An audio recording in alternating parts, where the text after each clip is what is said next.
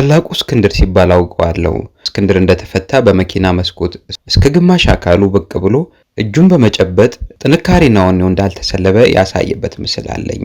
የፊቱን እጅግ መገርጣት ትኩር ብዬ አይቼ አረመኔዎች ምን አድርገውት ይሆን ብዬ እንድሳቀቅ አድርጎኛል። በተለይ ከባለቤቱ ጋር ትንሽዬ ልጅ ታቅፎ ከተነሳው ፎቶ ጋር ሲታይ እስክንድር ነጋ እጅግ ተጎሳቁሎ ነው የወጣው። እስክንድር ከተፈታ በኋላ ባልደራስን መሰረተም። ፖለቲካ ትግል የኖረበት መሆኑን ባረሳም በግሌ ግን ጥያቄና ግራሞት ተፈጥሮብኝ ነበረ። በአንድ ሰው ላይ የተፈጠረብኝ የትኛውም ጥያቄ ችግር አይኖረውም። ችግር የሚሆነው ስለዚህ ሰው የተፈጠረብኝን ጥያቄ ራሴው ልመልሰው ከሞከርኩት ነው። በነገራችን ላይ በማነሳቸው ጥያቄዎች ብዙዎች የሚቆጡብኝ ቤተልሔም ማለት ይህች ነች። በአንድ ሰው አመለካከትና አቋም ላይ ጥያቄ ይፈጠርብኛል። ጥያቄውን እኔው መልሼ ከምሳሳት ባለቤቱን ጠይቀዋለሁ። አቶ እስክንድር ነጋንም በፕሮግራሜ ለመጠየቅ የወሰንኩት በዚሁ መንፈስ ነበረም። ስጋብዘው ግን ያልኳቸውን ግብ እንዳልመታ ከሚያደርገኝ ፈተና ጋር ነበር የተስማማው። ሊጠየቅ የሚፈልግበትን ነጥብ አስቀመጠም። ለቃለ መጠይቅ እመጣለሁ፣ ግን መናገር የምፈልገው ስለ ቄሮ ብቻና ብቻ ነው አለኝ። እኔ ደግሞ ትንሽ ተናደድኩ። ምን ስለሆነ ነው ወደ ሚዲያ ሲመጣ ይህን ብቻ ጠይቅኝ የሚለው ብዬ ተቆጣሁና ቃለ ምልልሱን ላለማድረግ ወስኜ በዚሁ ተስተጓጎለም። እየቆየ የአቶ እስክንድር ነገር በመብረድ ፋንታ ብዙ ውዝግቦችን ይዞ ቀጠለ። በተለይም ከአዲስ አበባ ምክትል ከንቲባ ጋር የገባበትን ጉዳይ ሁልጊዜ እከታተላለሁ። አልፎ አልፎ ያስቀኛል፣ ደግሞም ይገርመኛል። ነገሩ አልበርድ ብሎ ጭራሹኑ ተሟሙቆ ባለበት ቀጥሏል። እኔም በስራ እንደተዋጥኩ ነበረም። አንድ ቀን በቀጥታ ደውዬ አነጋገርኩት። እሱም በትህትና መለሰልኝ። አንቱታዬን እንድተው እስከ መፍቀድም ራሱን ቀለል አድርጎልኝ ነበረ። ለቃለ መጠይቅ በድጋሚ ስጋብዘው እሺ ያለኝና ለቅዳሜ ቀን ተቀጣጠርን። ጥያቄዎችን ለማጠናከር ገና ነገሮችን መበርበር ሲጀምር ወዳጆቼ ከሱ ጋር ቃለ ምልልስ ማድረግ እኔኑ እንደሚጎዳኝና በተለይ የተፈረጅኩበትን ኮርነር ጭራሽ የሚያጸና ከመሆኑም በላይ አቶ እስክንድር በድብቅ በርካታ ደጋፊዎች እንዳሉት በመግለጽ አስጠነቀቁኝ። ደንተይ አልነበረም። የመጀመሪያ ብርበራዬን ለማድረግ በቀጥታ ወመዘክር ሄድኩም። በባለቤቱ ስም የሚታተሙ ጋዜጦችን ዓመተ ምህረት ተናግሬ አስወጣው። ቀኑ ሙሉ ፈጀብኝ። አቶ እስክንድርን በሚመለከት የነበረኝ ጭጋግ ግን በተወሰነ መልኩ የሚገፍ ነገር አገኘሁበት። አንገብጋቢ ጉዳዮችን በፎቶ ይዤ ወጣው። አርብ ከምሽቱ 3 ሰዓት ላይ እንኳን ይህን ቃለ ምልልስ ለማድረግ በቅዳሜ ላይ እርግጠኛ አልነበርኩምና ሌሊቱን የተወሰኑ ቪዲዮዎችን ስመለከት አነጋው። ከጠዋቱ 4 ሰዓት አካባቢ ስልኩን ብደውል አይነሳም። መኪናዬ ውስጥ ቁጭ ብዬ መጠበቅ ጀመርኩ። ከሰዓታት ቆይታ በኋላ ተደወለም። አቶ እስክንድር ነበረም። ቃለ ምልልሱ ማድረግ እፈልግ ነበር።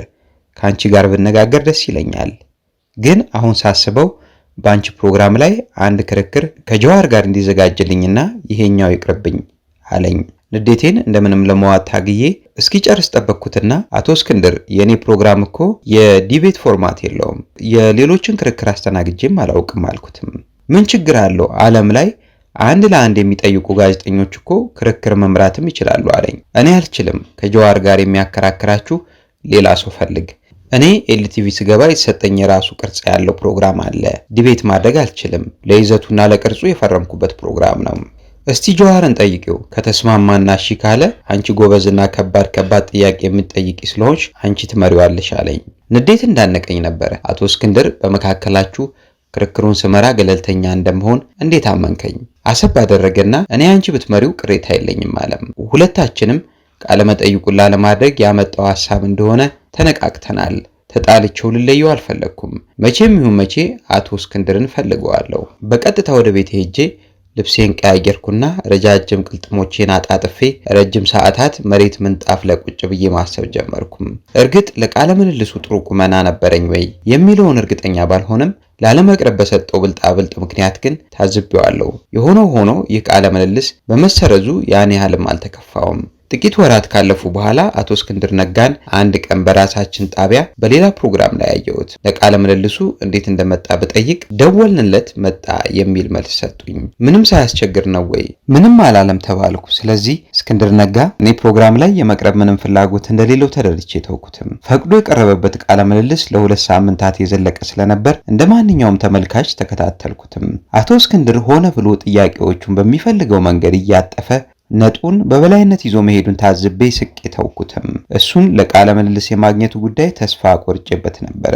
በ2012 ዓ.ም ታህሳስ ወር ላይ ከሀገር ወጣሁም። ከዚያ በፊት ከኤልቲቪ ፕሮግራም አዘጋጆች ጋር የገናን በዓል ምክንያት በማድረግ አንድ ፕሮግራም ሰርተን የሚነሱብኝን ትችቶች ከግል ነገሬ ጋር የተገናኙ እንዳልሆኑና ለዚህም ደንታ እንደሌለኝ፣ ቆንጆ ብሆን እንደማልመሰገን፣ መልከጥፉም ብሆን በዚያው መወቀስ አግባብ እንዳልሆነ የሚል አይነት ሐሳብ የተናገርኩ ሲሆን ሰዎች ሲናደዱ የሚሉኝን እንዳልሆንኩም ገልጬ ነበረ።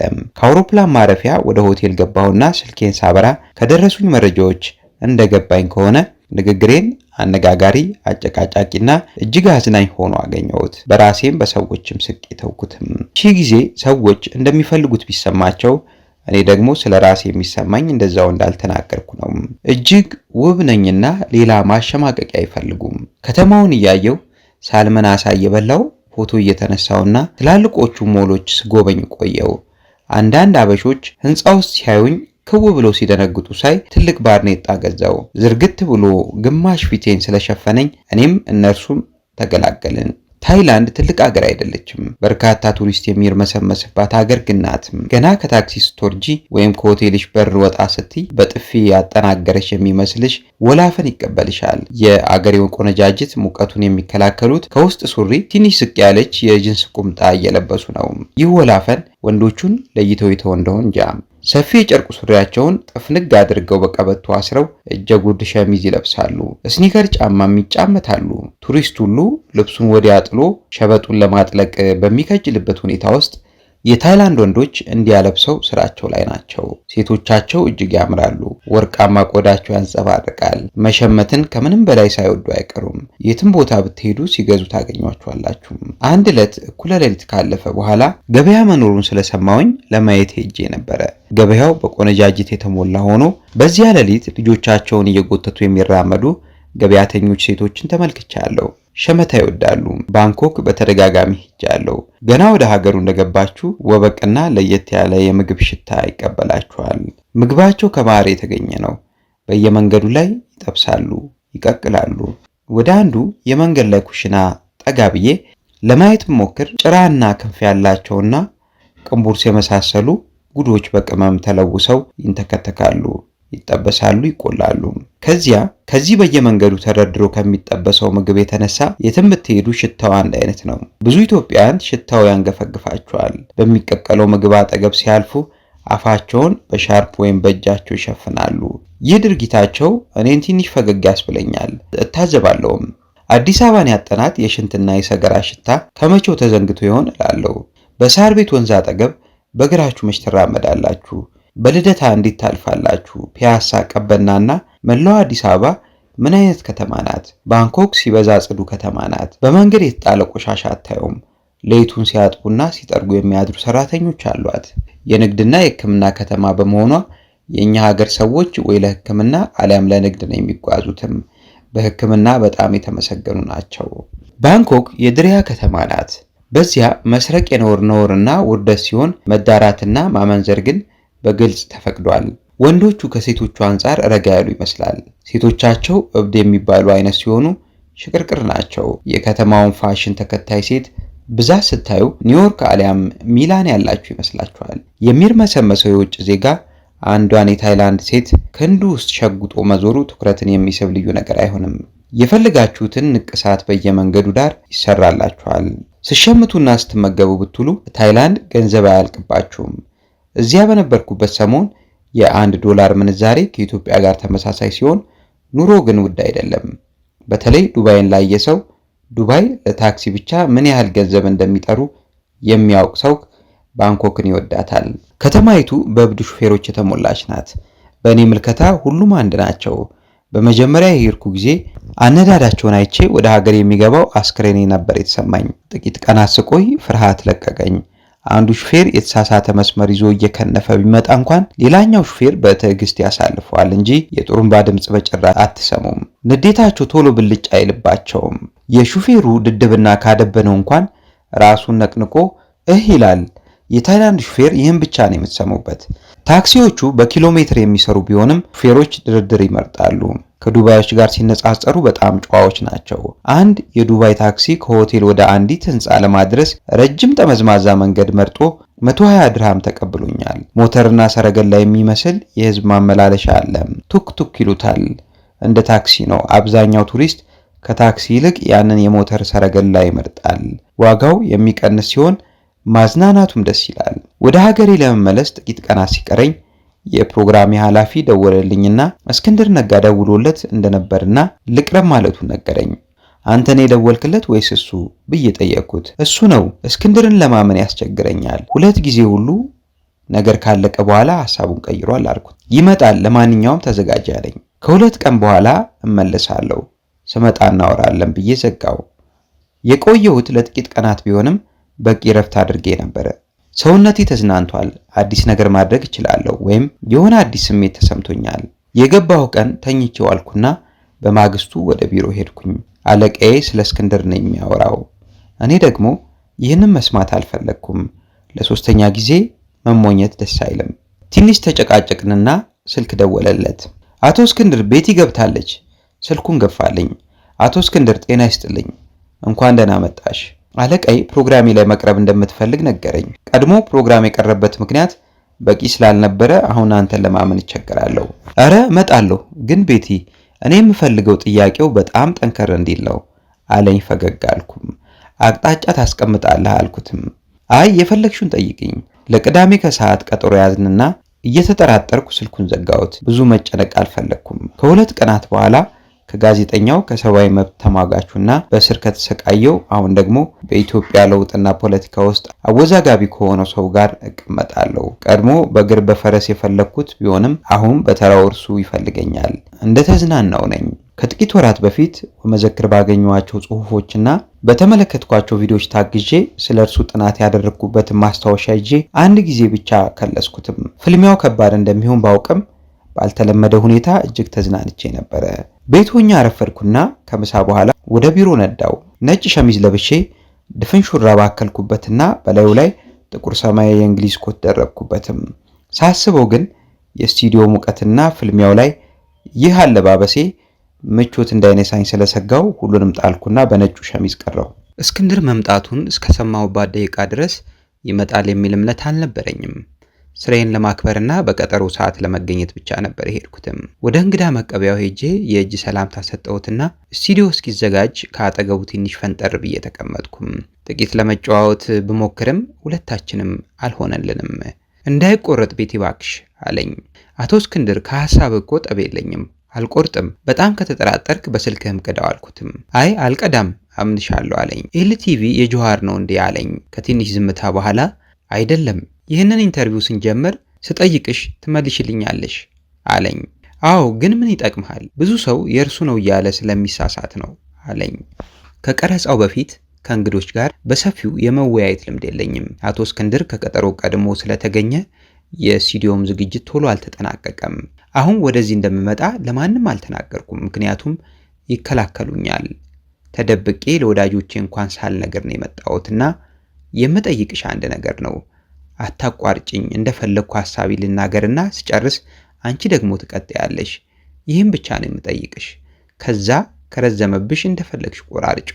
የስቱዲዮ ዝግጅቱ በመዘግየቱ በንዴት ጦፍኩም። ከአቶ እስክንድር ጋር ከዚህ በላይ ላወራ አልችልም፣ ምክንያቱም የውሸት ቃል ልገባለት ስለማልፈልግም።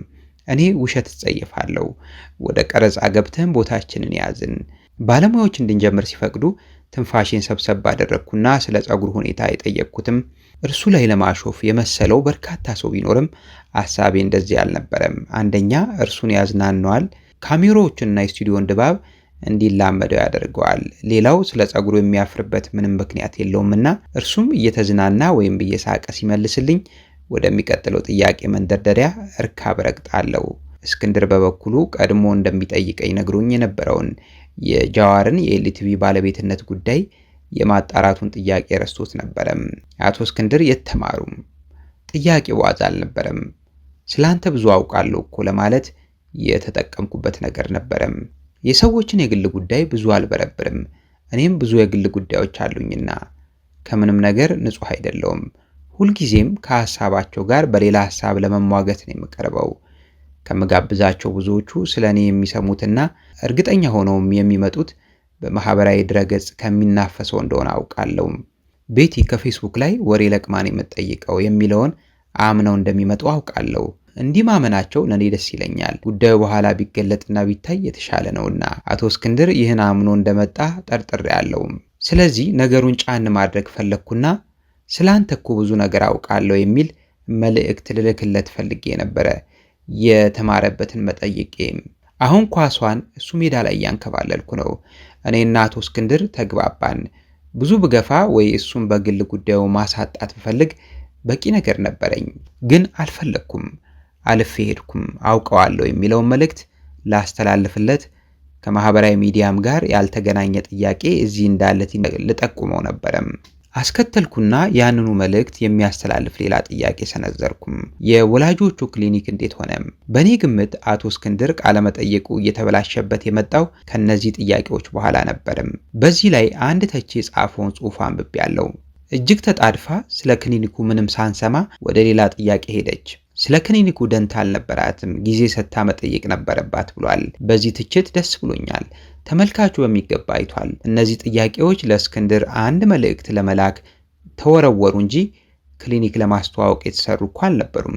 እንደኔ ከሆነ እስክንድር ብዙ ነገር የተበላሸበት ያቺ ጥያቄ ስትመጣ ይመስለኛል። የሆነው ሆነና ፕሮግራሙ ሰዓቱን ጠብቆ ተላለፈም። ብዙ ጫጫታ ሆነም። እኔን ሰድበው አልጠግባሉ። እንደ ልማዴ ተዝናንቼ አሳለፍኩትም። 10 ጊዜ እለካለሁ፣ 1 ጊዜ ቆርጣለሁ። ከዚህ ምንም ቢባል ምንም ባለመናወጥ የምቀመጥ አንዲት ቀጭን ሴት ነኝ። ጭምብሎውን ያወልቁ እንጂ በሚለው ንግግር የንብ ቀፎን በጥይት ስለመታወት ተናዳፊ ንቦች ተበትነው አየርም ሞሉትም። ብዙዎች የተናደዱ ቢሆንም አግባብነት ያለው እንደውም በጣም የምወደው ጥያቄ ነበረ። በዚህ ምክንያት ለብዙዎች የዘላለም ጠላት ነኝ። ደንታ የለኝም። እውነቱ እርሱ ብቻ ነበረ። ማህበራዊ ሚዲያው ተደራጅቶ እኔ ላይ ሲዘምት ብዙ ሰው ድባቴ ላይ የምወድቅ እንደሚመስለው አውቃለሁ።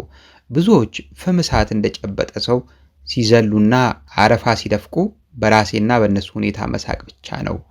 ወይ ቴኒስ ለመጫወት ወይ ሜዳ ሄዳለሁ፣ ወይም ለሚቀጥለው ስራ ለመዘጋጀት አንገቴን ቀብሬ እቀመጣለሁ። ይኸው ነው። ጆሮዬ ላይ ማዳመጫውን አድርጌ የተቀረጸውን አያለው። የሚቆረጥበትን ደቂቃ የምስል እንከኖች ካሉ በጥንቃቄ አያለው። ድንገት ጸሐፊዋ ትከሻዬን ነካ አደረገችና የቀጠርሽው ሰው አለ እንዴ? የለም፣ ሰው እየፈለገሽ ነው። ማን ነው? አላውቅም። ከመቀመጫ የተነሳውና ሱሪዬን ሳየው ደነገጥኩም። የተበጫጨቀ ጅንስ ሱሪ በነጭ ሸራ ጫማ እንዳደረግኩ ነኝ። መልሼ ጎንበስ ብዬ ልብሴን አየሁት። እንግዳ ለማናገር የሚሆን አልነበረም። የለችም በይው። አረ ቀጠሮ አለን ብሏል። እንግዳ መቀበያዋ ጋር ስደርስ የማላውቀው አንድ ሰው ቆሟል። ደንገጥ አልኩና ጤና ይስጥልኝ፣ እንግዳ ቀጥርሻል አለኝ የእጅ ሰላምታ እየሰጠኝ። አንተን አልኩት ከግር እስከ ራሱ እያየው። አልቀጠርኩም። እኔን አይደለም አለ ፈጠን ብሎ። የአብን ሊቀመንበርን ዛሬ ቀጥረሻቸው መጥተዋል አለኝ። ወይኔ አልኩ ራሴን ይዤ። ፕሮግራሙን እኮ እንዲቀይሩልኝ በጠዋት መልእክት ትችላቸዋለሁ። የት ናቸው አልኩት። ውጪ እየጠበቁሽ ነው፣ በቃ እነግራቸዋለሁ አለኝ። በነገራችን ላይ ይህ ሰው አሁን አብንን በሊቀመንበርነት እየመራ ያለው አቶ በለጠ ሞላ ነበረ። አይ ቆይ እኔም ላናግራቸው። ተከትየው ደረጃውን ወረድኩ። ዶክተር ደሳለኝ ጫኔን በአይኔ ብፈልጋቸው ላያቸው አልቻልኩምና ግር አለኝ። አቶ በለጠ እየመራ ከህንጻችን ፊት ወዳለችው ትንሽዬ የመኪና ማቆሚያ ወሰደኝና ቀልጠፍ ብሎ የመኪናውን የኋላ በር ከፈተው። እኔ ከርፈፍ እንዳልኩ ያን የተቀደደ ጅንስ በምን ቀን እንደገዛሁት እየተራገምኩ አፈር ብዬ ቆሜያለሁ። ዶክተር ደሳለኝ ጫኔ በኮሮላው መኪና ውስጥ እንደ ሙሽራ ለብሰው ተቀምጠዋል። በእጃቸው ስልኮቻቸውንና የማስታወሻ ደብተራቸውን ይዘዋል። ጸጉሬን አከክ አድርጌ ይቅርታ ያድርጉልኝ ዶክተር፣ በጠዋት እኮ መልእክት ልኬ ነበረ፣ ዛሬ አልቻልኩም። አፌ ተደነቃቀፈ። እስቲ የጻፍሽለት የት አለ? አቶ በለጠ ጠየቀኝ። ስልኬን ቶሎ አውጥቼ አሳየሁት። በለጠ ስልኩንም እኔንም አየት አድርጎ ዝም አለ። ዶክተሩ ቶሎ ተረዱኝ። በእርግጥ ትሁት ናቸው። ለነገ በተመሳሳይ ሰዓት ቀጠሮ ይዘን የእጅ ሰላምታ ሰጧቸው። ከመኪናው አልወረዱም። እኔ ጠጋ እንዳልኩም ነገም እንደ ዛሬው ጥሩ ለብሰው ይምጡ አልኳቸው። እሺ እሺ። ወደ ቢሮዬ ስመለስ 2 ሐሳቦች ሰቅዘው ያዙኝ። አንደኛው የተበጨቀው ሱሪዬ። በእነርሱ ዘንድ የሚያሳድር የመሰለኝ ስሜት ሲሆን፣ ሌላኛው ዋነኛው ግን የአብን ሰዎች ይህን ቃለ ምልልስ ለምን አጥብቀው ፈለጉት የሚለው ነበረ። የአቶ በለጠም ሁኔታ ከአእምሮ ያልወጣለኝ። ዶክተሩ መምጣታቸው ተነግሮኝ ወደ እንግዳ መቀበያው ወረድኩም። በሶፋው ላይ ተቀምጠው ነበረ። አቶ በለጠም አብረዋቸው ናቸው። ሁለቱም አንድ አይነት ስፌትና አንድ አይነት ቀለም ያለው ሱፍ ለብሰዋል። ያለባበሳቸው አንድ አይነትነት ትንሽ ግር አለኝ። ቆይቼ ግን አብን የመጀመሪያውን ጋዜጣዊ መግለጫ የሰጠበት ቀን መሆኑንና እነርሱም ከዚያው በቀጥታ እንደመጡ አረጋገጥኩም። መግባት እንደምንችል ለዶክተሩ ነገርኳቸው። እየመራው በአረንጓዴ ጨርቅ ወደ ተጥለቀለቀው መቅረጫ ክፍል ወሰድኳቸው። አቶ በለጠ መግባት የፈለገ ቢሆንም አልፈቀድኩምና እንግዳ ማረፊያው ውስጥ እንዲጠብቀን አደረግኩም። ዶክተር ደሳለኝ ጫኔ በቁመት በጣም አጭር ናቸው። ተረከዝ ባለው ጫማዬ ላይ ቆሜ አጠገባቸው ስሆን ሰማይ ጠቀስ መሰልኩኝ። ቁልቁል እሳቸውን ማየቱ ከበደኝና ቶሎ ተቀመጥኩኝ። ፕሮፌሰር መስፍን ወልደ ማርያምንና ዶክተር ዲማ ነገውን አቀረብኩም። ብዙ ያነጋገረውን የዶክተር አረጋዊ በርሄንና የጓደኞቻቸውን ቃለ ምልልስ ሰራው። ከአሜሪካ ጉዞ በኋላ ደግሞ አንዳርጋቸው ጽጌን፣ ኤርሚያስ ለገሰን፣ አበበ ገላውንና ጀዋር መሐመድን አነጋግሬ ሳለ የባህር ዳር ልጅ የሆነ አንድ ጓደኛዬ የአብኑን ሊቀመንበር እንዳናገር ሐሳብ አቀረበልኝም። ማን ነው አብን? እረ ሰሜን ላይ ትልቅ ነገር እያነሱ ያሉ ልጆች ናቸው እኮ። ማን ነው? ፓርቲው ገና 3 ወሩ ነው፣ ግን ከበድ ያለ እንቅስቃሴ ያላቸውና አናግሪው አለኝ። ፕሮግራሚ እያደገ የነበረበት ጊዜ ስለነበረ እምቢ አልኩኝ። እነዚያን የሚያሉ ሰዎች ያቀረብኩበት ፕሮግራም ላይ የ3 ወር ፓርቲ ማቅረቡ አልዋጣለኝ። በ3 ወር ውስጥ እኔ መድረክ ላይ ወጥተው የሚናገሩት የሆነ የሚባል ስራ አልሰሩም ብዬ ተውኩት። የጓደኛዬ ውትወታ ሲበዛ ግን የአቋም መለሳለስ አሳየው። ቢሆንም ከፍተኛ ጥርጣሬ ነበረኝ። ርዕዮተ ዓለም አላቸው ወይ?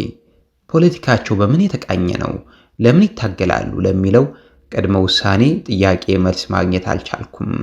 የጓደኛዬ ግፊት ደግሞ በርትቶብኛል። ዞሮ ዞሮ መወሰን ያልቀረምና ማንነቴን ገልጬ ለዶክተሩ ባድራሻቸው ጻፍኩላቸው። ቶሎ መለሱልኝና ተደዋውለን ቀጠሮ ያዝን። የቀጠሮ ቀን ሲደርስ አሁን ደግሞ ከፍተኛ ጥርጣሬ በራሴ ላይ ያደረብኝ። ለዚህ ቃለ መጠይቅ ዝግጁ ነኝ ወይ? እችላለሁ ወይ? መረጃ አለኝ ወይ? ስነ ልቦናዬስ? ጥርጣሬ እንደ ጸና ሲቆይ ወደ ዶክተር ደሳለኝ ስልክ የጽሑፍ መልእክት ላኩኝ። አስቸኳይ ጉዳይ ስለገጠመኝ ቃለ ምልልሱን ዛሬ ማድረግ አልችልም፣ እባክዎ ለነገ ከሰዓት ይሆንልኝ የሚል ነበረም። መልእክቱን ልኬ ቡናዬን እየጠጣው እስከ ከሰዓት ድረስ አረፈድኩም። ከምሳ በኋላ በቀጥታ ቢሮ ገብቼ ረቡዕ ማታ የሚተላለፈውን ፕሮግራም ይዘት አይቼ ለመወሰን ኮምፒውተር ፊት ተቀመጥኩኝም። ስልኬ አሁንም ሲጠራ ምንም መልስ ሳልሰጥ ጆሮዬ ላይ ማዳመጫውን አድርጌ የተቀረጸውን አያለው። የሚቆረጥበትን ደቂቃ፣ የምስል እንከኖች ካሉ በጥንቃቄ አያለው። ድንገት ጸሐፊዋ ትከሻዬን ነካ አደረገችና የቀጠርሽው ሰው አለ እንዴ? የለም፣ ሰው እየፈለገሽ ነው። ማን ነው? አላውቅም። ከመቀመጫ የተነሳውና ሱሪዬን ሳየው ደነገጥኩም። የተበጫጨቀ ጅንስ ሱሪ በነጭ ሸራ ጫማ እንዳደረግኩ ነኝ። መልሼ ጎንበስ ብዬ ልብሴን አየሁት። እንግዳ ለማናገር የሚሆን አልነበረም። የለችም በይው።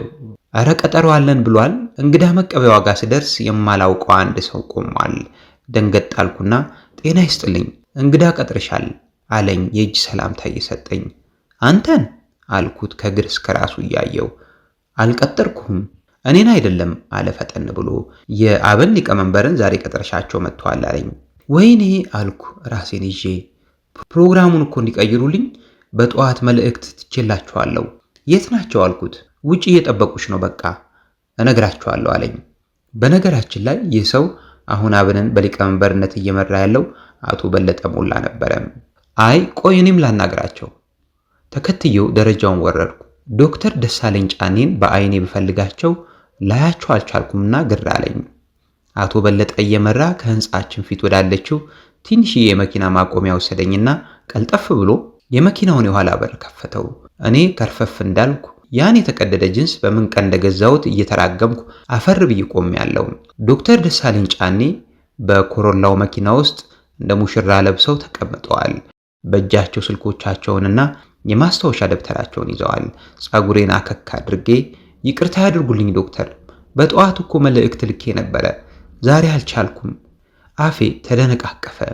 እስቲ የጻፍሽለት የት አለ አቶ በለጠ ጠየቀኝ። ስልኬን ቶሎ አውጥቼ አሳየሁት። በለጠ ስልኩንም እኔንም አየት አድርጎ ዝም አለ። ዶክተሩ ቶሎ ተረዱኝ። በእርግጥ ትሁት ናቸው። ለነገ በተመሳሳይ ሰዓት ቀጠሮ ይዘን የእጅ ሰላምታ ሰጧቸው። ከመኪናው አልወረዱም።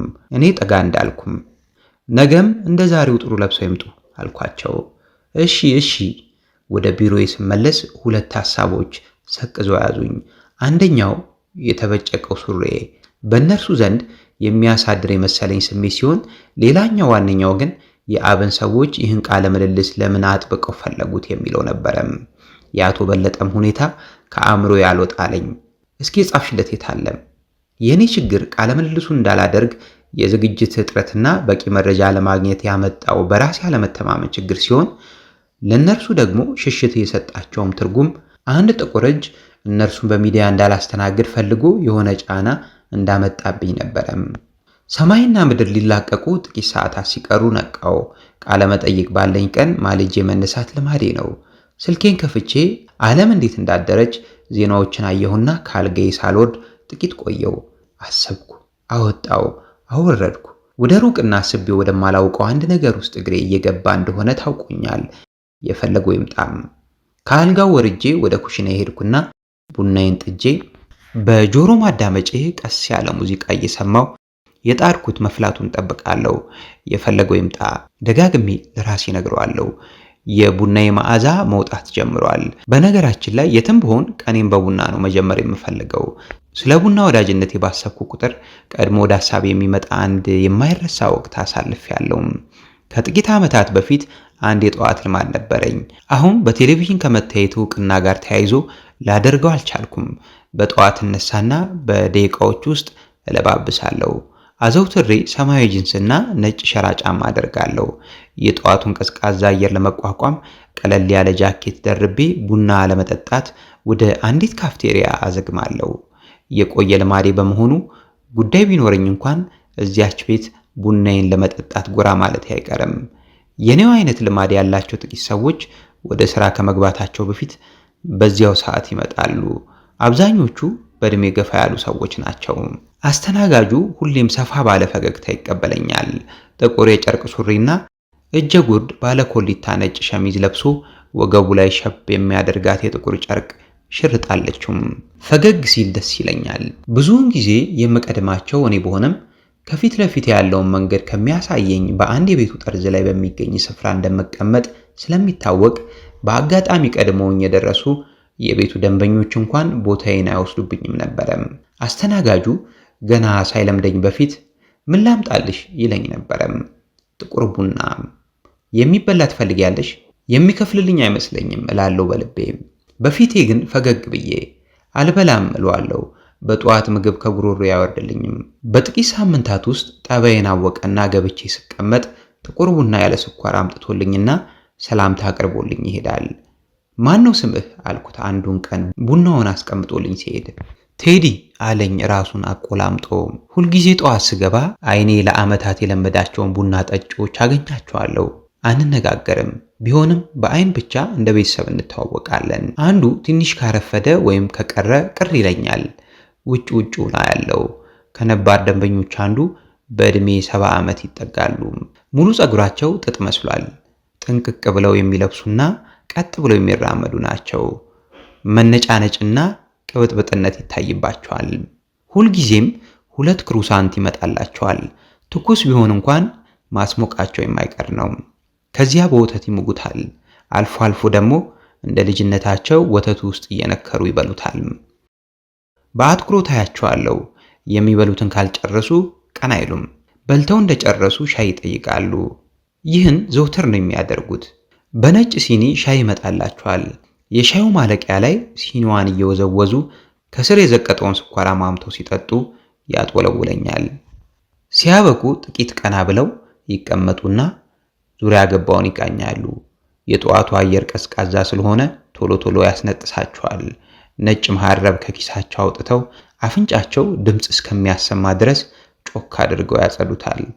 መሐረባቸውን ለሁለት አጥፈው አፋቸውን በሚገባ ያብሳሉ።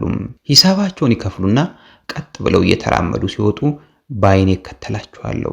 የሚያልፈውን መኪና ታግሰው መንገዱን ይሻገሩና ቴዎድሮስ መኪናቸውን አስነስተው እብስ ይላሉ። ሌሎቹ ደግሞ ባልና ሚስት ናቸው። እንደ ሌሎቻችን ግን በየቀኑ አይመጡም። እሷ ፈረንጅ ስትሆን ባሏ መካከለኛ ዕድሜ ላይ የሚገኝ ኢትዮጵያዊ ነው። ቁንጅናዋ ይህ ነው አይባልም። ወርቅማ አጭር ፀጉር አላት። የፊልም ተዋናይት ትመስላለችም። ፀጉሯ በአጭሩ የተቆረጠ ቢሆንም ወደ ግንባሯ እየመጣ ይወድቃል። አሁንም ከግንባሯ ወደ ኋላ ትገፋዋለችም። ተመልሶ ድፍት ይላል። በግምት 45 ዓመት ይሆናታል። የሚመርጡት የካፌው መካከለኛ ቦታ ነው። ቁርሳቸውን መመገብ ሲጀምሩ በጎረሰች ቁጥር ባልየው ናፕኪን ይዞ አሁንም የእሷን አፍ ያጸዳል። ድንገት ደግሞ ሁሉንም ነገር ትቶ ፊት ለፊት በመስታወት የተሰቀለው የቦክሰኛ ኬክ ስዕል ላይ አይኖቹን ተክሎ ይቆያል። ሁላችንም ቡና ጠጪዎች 2 ሰዓት ከመሆኑ ከጥቂት ደቂቃዎች በፊት ቤቱን እንለቃለን። ከ2 ሰዓት በኋላ ልጆቻቸውን ትምህርት ቤት አድርሰው በሚመለሱና በሌሎችም ሰዎች ቤቱ ይሞላል። ይህ ሁሌም ትዝ የሚለኝ የአንድ ወቅት የቡና ጠጪነት አጋጣሚ ነው። ወደ ቤቴ ልመልሳችሁም። ገና አልነጋም ነበር። ቀስ ያለው ሙዚቃ ለውጬ የሚያስደንስ አደረግኩትና ቡናውን እየጠጣሁና ለመዝናናት እየሞከርኩ ነጋም። ከቤት ወጥቼ ሄድኩም። ከቃለ መጠይቅ በፊት ሁልጊዜም መንፈሴ እንደተረበሸ ነው። ልክ በሰፊ ስቴዲየም ውስጥ በጎራ የተቧደነ ህዝብ ግጥም ብሎ እንደሚጠብቀው ተወዳዳሪ አይነት ይደልቅብኛል። ወይም ደግሞ ለሀገር አቀፍ ፈተና የተቀመጠ ተማሪ ስሜት አለኝ። በተለይ ሰዓታት ሲቀሩ ማንንም ሰው የማናገርና አስተያየት የመቀበል ፍላጎት የለኝም። ስሜቴን ከሚረብሽ ነገር እደበቃለሁ። ሙዚቃ ደጋግሜ እሰማለሁ። የምግብ ሽታ ያስጠላኛል። ሁሉም ቃለ መጠይቆች በባዶ ሆድ የተቀረጹ ናቸው። ቃለ ምልልሱ ለየትም ቢሆን እንኳን ምግብ አልበላም። ልክ እነሱ ፊት ስሆን ግን ጉሮሮዬና ልቤ ላይ የሚሰማኝ ያንን ሁሉ ስሜት ዋጥ የማድረግ ከፍተኛ ተሰጥኦ አለኝ እንጂ ሁልጊዜ ቃለ ምልልስ ነፍሴን እንዳራዳት ነው። ያን ቀን ጠዋት ወደ ፀጉር ቤት ሄድኩ። ቀጠሮው 9 ሰዓት ላይ በመሆኑ ስንቆራጠጥ ከምቆይ ብዬ ነው። ሁሉም ሴቶች እንደሚያውቁት በፀጉር ቤት የሚባክን ይህ ነው አይባልም። 4 እስከ 5 ሰዓታትን ሊፈጅ ይችላል። ይህ እጅግ ሲበዛ የሚያስመርረኝ ጉዳይ ነው። በህይወቴ ውስጥ ካጠፋኋቸው ጊዜዎች ውስጥ በፀጉር ቤት የወደመውን ያክል የሚያሳቅቀኝ የለም። አብዛኞቹን ቀረጻዎችን ያደረግኩት በአሮጌ ፀጉሮች ማለትም 3 እና 4 ቀን ባለፈባቸው የፀጉር ስራዎች ነው። በሜካፕ የተሰራ ፊቴን ከመውደድ ይልቅ ራሴን የምፈራ ሰው ነኝ። ምናልባት የሜካፕ ባለሙያ ሰርቶኝ ስለማያውቅ ሊሆን ይችላል። ወደ ስቱዲዮ ስገባ በመብራቶቹ ሙቀት የሚያመጣውን ወዝ ለመቆጣጠር ራሴው ፊቴን በፓውደር አብስና ቀይ የከንፈር ቀለም እቀባለሁ። የምወደውን ሰማያዊ መስመር ያለው ባለኮሊታ ሸሚዝ ለብሼ እስከ አንገቴ ድረስ ቆለፍኩትና ጥቁር ኮት ደረብኩበት። ጥቁር የጨርቅ ሱሪ ተረከዝ ባለው ጫማ እንዳደረግኩ ወደ ቢሮ ሄድኩ። ከሰዓት ቀደም ብዬ ነው የደረስኩትም። ስቱዲዮ ዝግጁ መሆኑን አረጋግጬ ተቀመጥኩም። ልቤ በሸሚዜ ውስጥም ሲመታ ይሰማኛል። ጸለይኩም። ዶክተሩ መምጣታቸው ተነግሮኝ ወደ እንግዳ መቀበያው ወረድኩም። በሶፋው ላይ ተቀምጠው ነበረ። አቶ በለጠም አብረዋቸው ናቸው። ሁለቱም አንድ አይነት ስፌትና አንድ አይነት ቀለም ያለው ሱፍ ለብሰዋል። ያለባበሳቸው አንድ አይነትነት ትንሽ ግር አለኝ። ቆይቼ ግን አብን የመጀመሪያውን ጋዜጣዊ መግለጫ የሰጠበት ቀን መሆኑንና እነርሱም ከዚያው በቀጥታ እንደመጡ አረጋገጥኩም። መግባት እንደምንችል ለዶክተሩ ነገርኳቸው። እየመራው በአረንጓዴ ጨርቅ ወደ ተጥለቀለቀው መቅረጫ ክፍል ወሰድኳቸው። አቶ በለጠ መግባት የፈለገ ቢሆንም አልፈቀድኩምና እንግዳ ማረፊያው ውስጥ እንዲጠብቀን አደረግኩም። ዶክተር ደሳለኝ ጫኔ በቁመት በጣም አጭር ናቸው። ተረከዝ ባለው ጫማዬ ላይ ቆሜ አጠገባቸው ስሆን ሰማይ ጠቀስ መሰልኩኝ። ቁልቁል እሳቸውን ማየቱ ከበደኝና ቶሎ ተቀመጥኩኝ። የስቱዲዮ መቀመጫዎች ተመሳሳይ ቁመት ያላቸው በመሆኑ የቁመታችንን ልዩነት የሚያካክስ ማስተካከያ ማድረግ አልተቻለምና በግልጽ ታየም። በሶሻል ሚዲያውም እሳቸውን ቁልቁል ለማየት ሆነ ተብሎ የተደረገ እንደሆነ ተወራ። ነገሩ ግን እንደተረጎመው አልነበረም። ወንበሬ ላይ ተመቻችቼ ተቀመጥኩና እሳቸውም ተመችቷቸው እንደሆነ ለማረጋገጥ ሞከርኩም። የቀረበልኝን ውሃ ተጎነጨውና ለእሳቸውም ጋበዝኳቸው። ብዕሬ እንደሚሰራ አረጋገጥኩም። የካሜራ ባለሙያዎች ድምፅና ምስል ትክክል መምጣቱን አረጋገጡም። ይህ ሁሉ ሲሆን ከዶክተር ደሳለኝ ጋር አልተነጋገርንም። ሁለታችንም በተለያየ ሐሳብ ውስጥ ነን። አክሽን አለኝ የካሜራ ባለሙያው። ወደ ዶክተሩ ዞር አልኩና በተመጠነ ፈገግታ እንኳን ደህና መጡ ዶክተር ብዬ ጀመርኩም።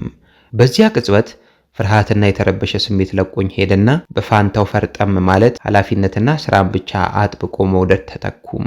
ሁልጊዜም በካሜራ ፊት ስቀመጥ ገራገር ባህሪና ቀልድ መውደዴ ድቅን እያሉ ረብሸውኝ አያውቁም። ለሚቀጥለው ጥያቄ ጥሩ መንደርደሪያ የሚሆነኝ እርካብ ላይ ረገጥኩም። አብን ለምን፣ እንዴት፣ በማን ተመሰረተም? ይህ ጥያቄ ለተመልካች ገለባና እዚህ ግባ የማይባል ጥያቄ ሊመስለው ይችላል፣ ወይም ፀሐይ የሞቀውን ጉዳይ ያነሳው ሊመስል ይችላል። እኔ ግን የዋዛ መግቢያ የሚመስለውንና ወደ ቀጣይ ፍልሚያ አመቻችቶ የሚወስደኝን ቀላል ጥያቄ ሰነዘርኩም።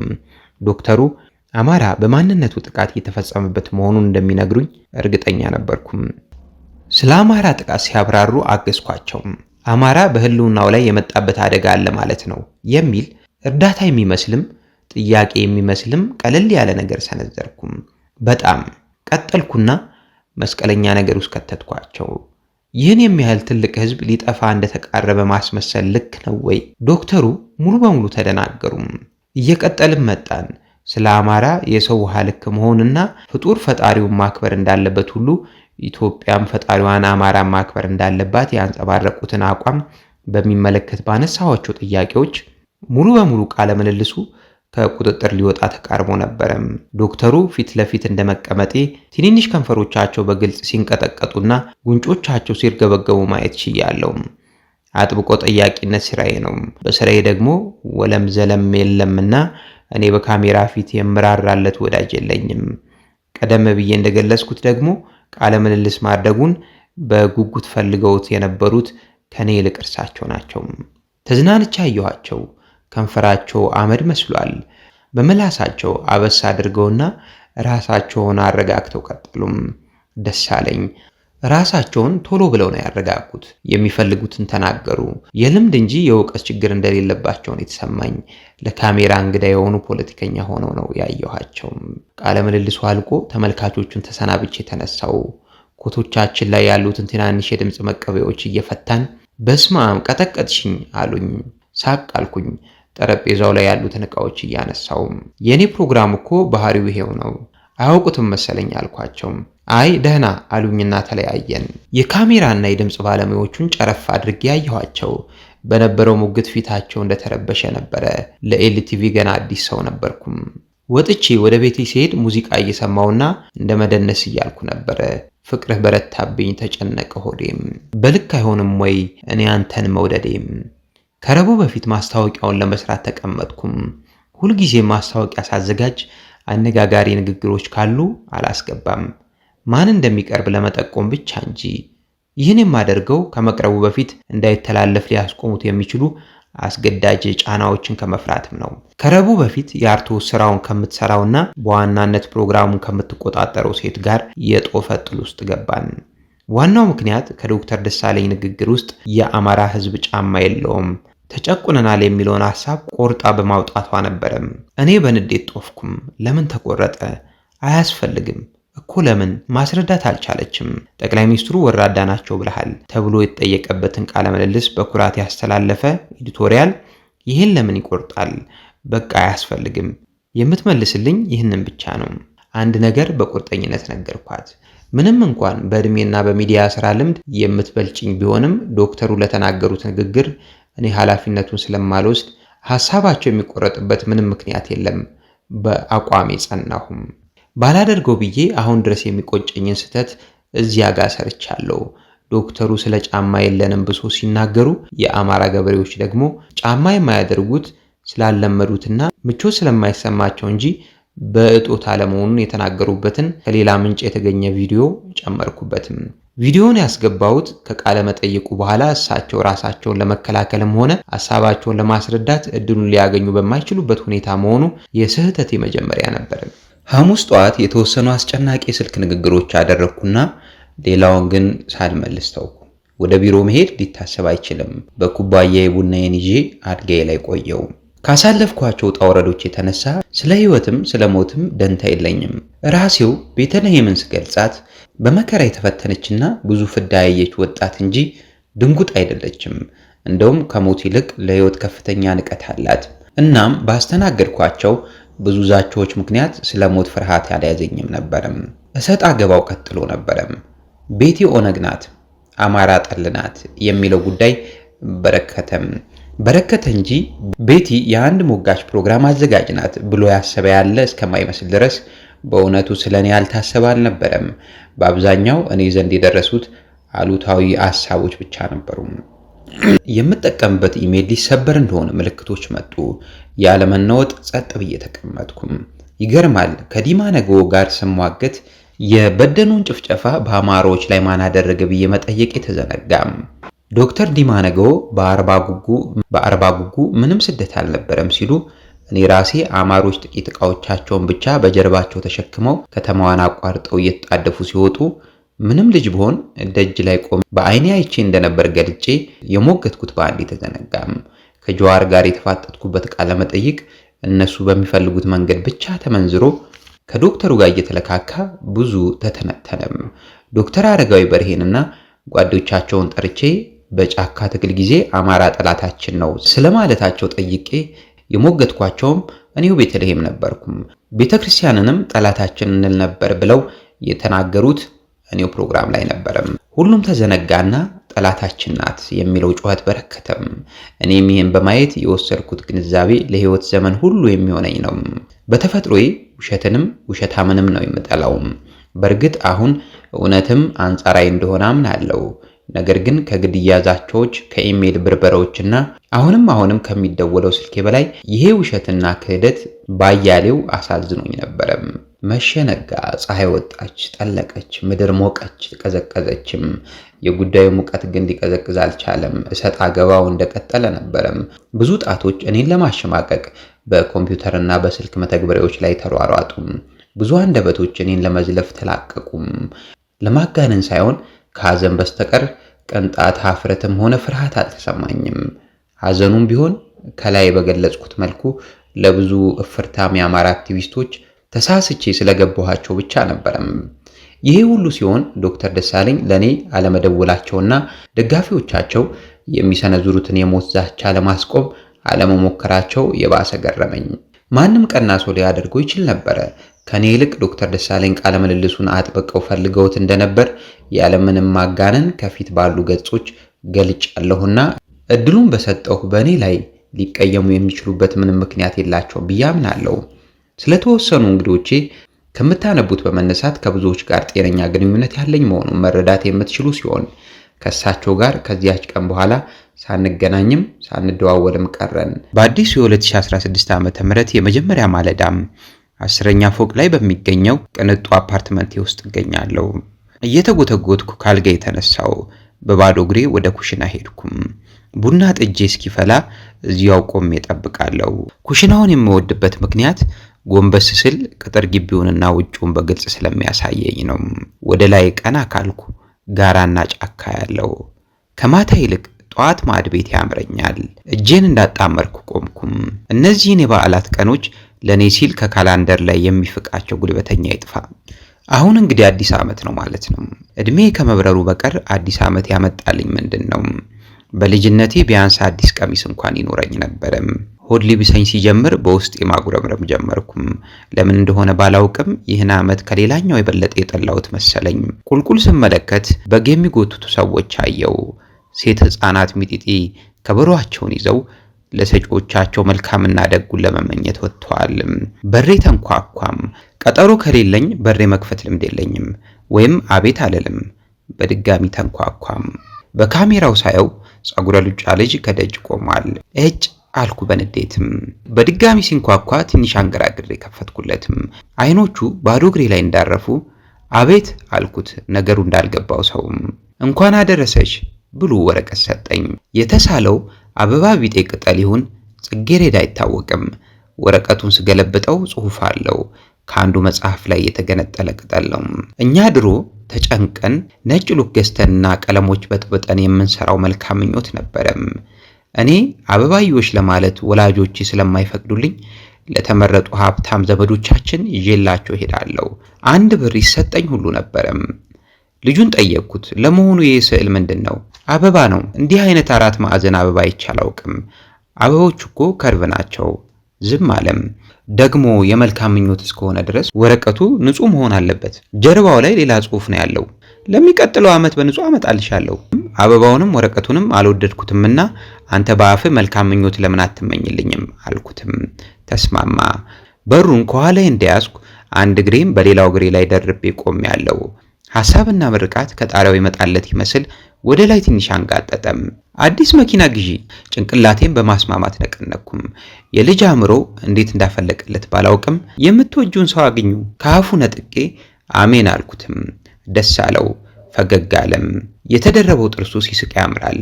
የምትወጁን ሰው አግኙ ልቤ ላይ በአዲስ ዓመት ሊዳምን የሚያንጃብበውን ጨለማ ገፈፈልኝ። የምወደውን ሰው ያገኘሁትና አባርሬ ያዝኩት ይመስል በፈገግታ ተጥለቀለኩም።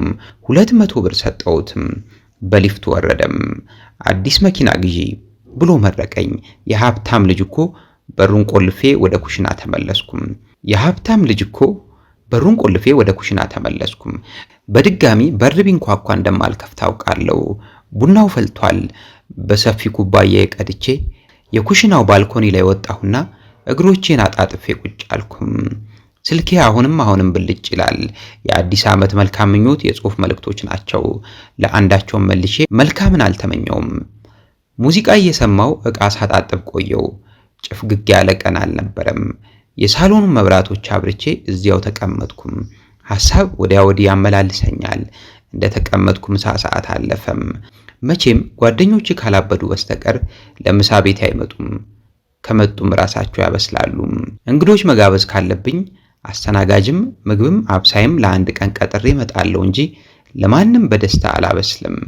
ከእንግዶች ጋር አብሬ ተቀምጬ ይህን ስጡኝ፣ ይህን አምጡልኝ እላለሁ። በዚህ ቀን ከሌሎቹ ቀናት የተለየ ምንም አዲስ ነገር አላደርግም። ከሰዓት በኋላ ኢንጂነሩ ጓደኛዬን ጨምሮ ሰዎች መምጣታቸው አይቀርም። እንደኔው ብቸኛ ሰዎችም። ቤተሰቦች ቤት እያለው የምቆጣበት ዋነኛው የጸብ ምክንያት ኩያ ጓደኞች የሏትም። ከታላላቆቿ ጋር ትውላለች። የትና የታላቆቿ ብዙ ብልግና ያስለምዷት አልነበረም። እኔ ደግሞ በፍጹም ከኩዮቼ ጋር ተግባብቼ ማውራት ፍላጎት የለኝም። ስናወራም አንጣጣምም። እናም ወዳጆቼ ታላላቆቼ ናቸው። ኢንጂነር ለመሆን በጣም የተመኘሁት ከነዚህ ጓደኞቼ በአንደኛው ምክንያት ነው። ያኔ እኔ ሃይስኩል እያለሁ እርሱ መንገድ ስራ ላይ ነበረ። አፈቅርሻለሁ ብሎኝ አያውቅም። ጓደኛዬ ብቻ ነበረ። ሌላው ጓደኛችን ደግሞ ነጋዴ ነው። ሱቅ አለው። የኮሌጅ ተማሪ ሆኜ አዲስ አበባ እንደመጣው የጓደኛችን ሱቅ መገናኛችን ነበረም። ስራ ሲጨርስ ይመጣል። እኔም ከትምህርት ስወጣ ሱቅ እሄዳለሁ። በራሳችን እንቀላለዳለን። በተለይም በእኔ መቀለድ ይወዱ ነበረም። ተዋደን ጸልየን አምሽተን እንለያያለን። አንድ ቀን ክላስ ጨርሼ ሱቅ ስደርስ ባለሱቁ ጓደኛዬ ይራወጣል። ሱቁ በሴቶች ተጨናንቋል። ደንበኞች አይደሉም። ወንበር ተሰጥቷቸው ውሃና ሻይ ይጠጣሉ። ምንድነው አልኩት ወደ ጆሮ ጠጋ ብዬ። አይ አጅሬውን ፈልገው መተው ነው። ምንድነው ይሄ ሁሉ ሰው ታዲያ? ምን አውቅልሻለሁ።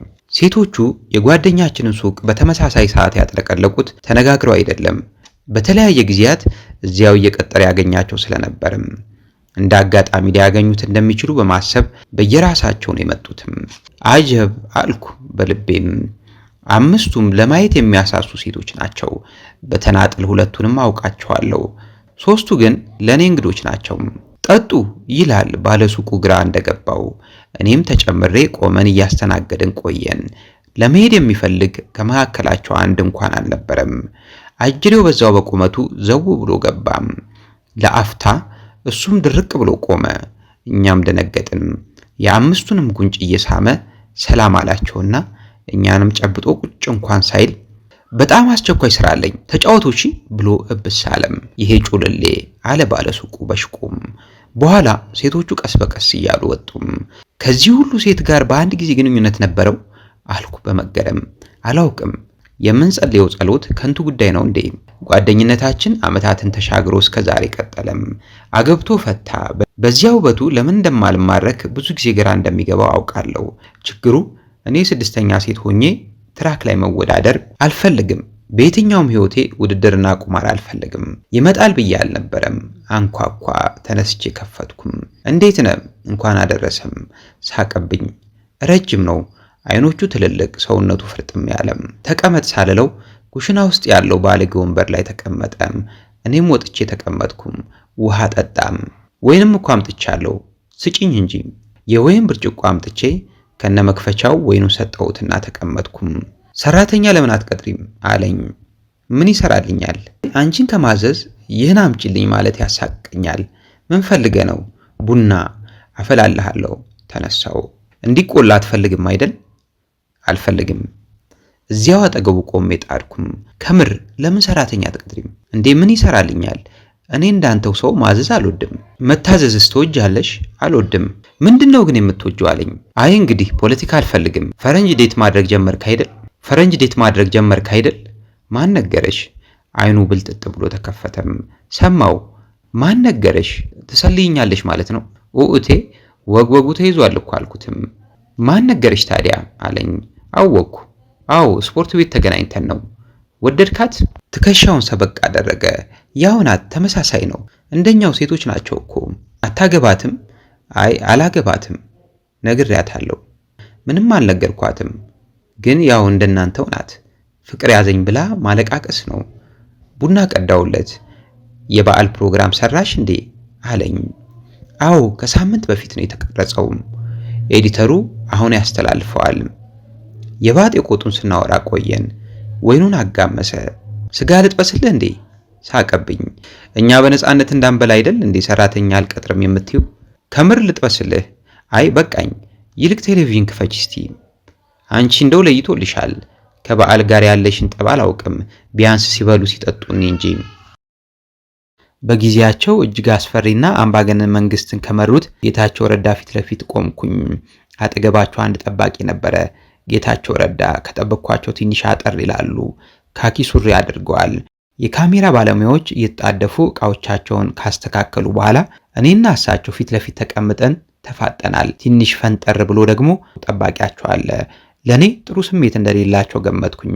አስተያየታቸውም ይህንኑ የነገረኝ መሰለኝ። የምለው ባጣ ስራ እንዴት ነው? መኪና ስለላኩልኝ አመሰግናለሁ አልኳቸው። አይናቸውን ጠበብ አድርገው ኤልቲቪ እንዴት ነው? በማን ይመራል? የማን ነው አሉኝ። ጣቢያው የተመረቀ ዕለት ሸራተን እንደተገናኙና ከጣቢያው ባለቤት ጋርም በጊዜው እንደሚተዋወቁ ስለማውቅ ፎቶአቸውን በማህበራዊ ሚዲያ በመታየቱ ያን ሰሞን በትግል ላይ የነበሩትን በውጭ ያሉ የኦሮሞ ብሔርተኞች አስቆጥቶ እንደነበር ትዝ ቢለኝም የማን እንደሆነና ስለ ጣቢያው አብራራውላቸውም። እሳቸው ግን አዲስ ነገር እንዳለ ሊጠይቁኝ ነበር የፈለጉትም። አብይ ይዘውረዋል ወይ? እንዴት ነው? አብይ ወሰደው አይደል ለማለት ነው የፈለኩትም። ቀረጻውን ሳልጀምር በፊት በድንገት አቶ ጌታቸው ረዳ ደከምከም አላቸውና ትንፋሻቸው ቁርጥ ቁርጥ እያለ እጃቸውን ራሳቸው ላይ ያደረጉም። ደህና ኖት አቶ ጌታቸው? ዝም አሉም። ወደ ጠባቂያቸው አይታደረኩ። ዝም ብሎ ተቀምጧል። ውሃ ልስጦት? ዝም ሲሉኝ በድንጋጤ ቆምኩ። አቶ ጌታቸው ውሃ ልስጦት? ትንሽ አመመኝ አሉኝ። በጣም ተጨነቅኩ። ወዲያው ለጠባቂው የሆነ ነገር በትግርኛ ነግረውት በሩን ከፍቶ ሲወጣ እኔ ባሰ ደነገጥኩም። ሁሉም የሚተነፍሱበት አንድ መድረክ ለማዘጋጀት የሚያስብ ሰው ከትግራይ እንግዳ ባይጋብዝ ሙሉ ፕሮግራም ሰራሁ ለማለት ወይም ሚዛን ለማስጠበቅ አይችልምና ከትግራይ አንድ ሰው ማቅረብ የግድ ነበርም። ከህወሓት አንድ ሰው የማግኘት ፍላጎቴ ሲጨምርና አቅሜም ጥሩ እንደተገነባ ሳውቅ ዳንኤል ብርሃነ እንዲረዳኝ መልእክት ላኩለትም። ኤልቲቪ እንደገባው መጀመሪያ አካባቢ ከጠራዋቸው አንዱ ዳንኤል ብርሃነ ነበረም። ከቀጠሮ 2 ሰዓት አርፍዶ መጣ። ለኔም ለርሱም አዲስ ወደ ሆነው ስቱዲዮ አስገባሁትና ከጀርባችን ጥቁር መጋረጃ እንዲታይ መርጬ ወንበራችን ተቀመጠልን። ዶክተር አብይ ከወሬ የዘለለ ዕድሜ በ4 ኪሎ አልነበራቸውም ነበርም። ቃለ ምልልሱ ጀምሮ የሞቀ ወሬ ውስጥ ልንገባ ስንል መብራት ይጠፋል። ቁጭ እንላለን። ጄኔሬተር ተነስቶ ትንሽ እንደጀመርን መብራት ይመጣል።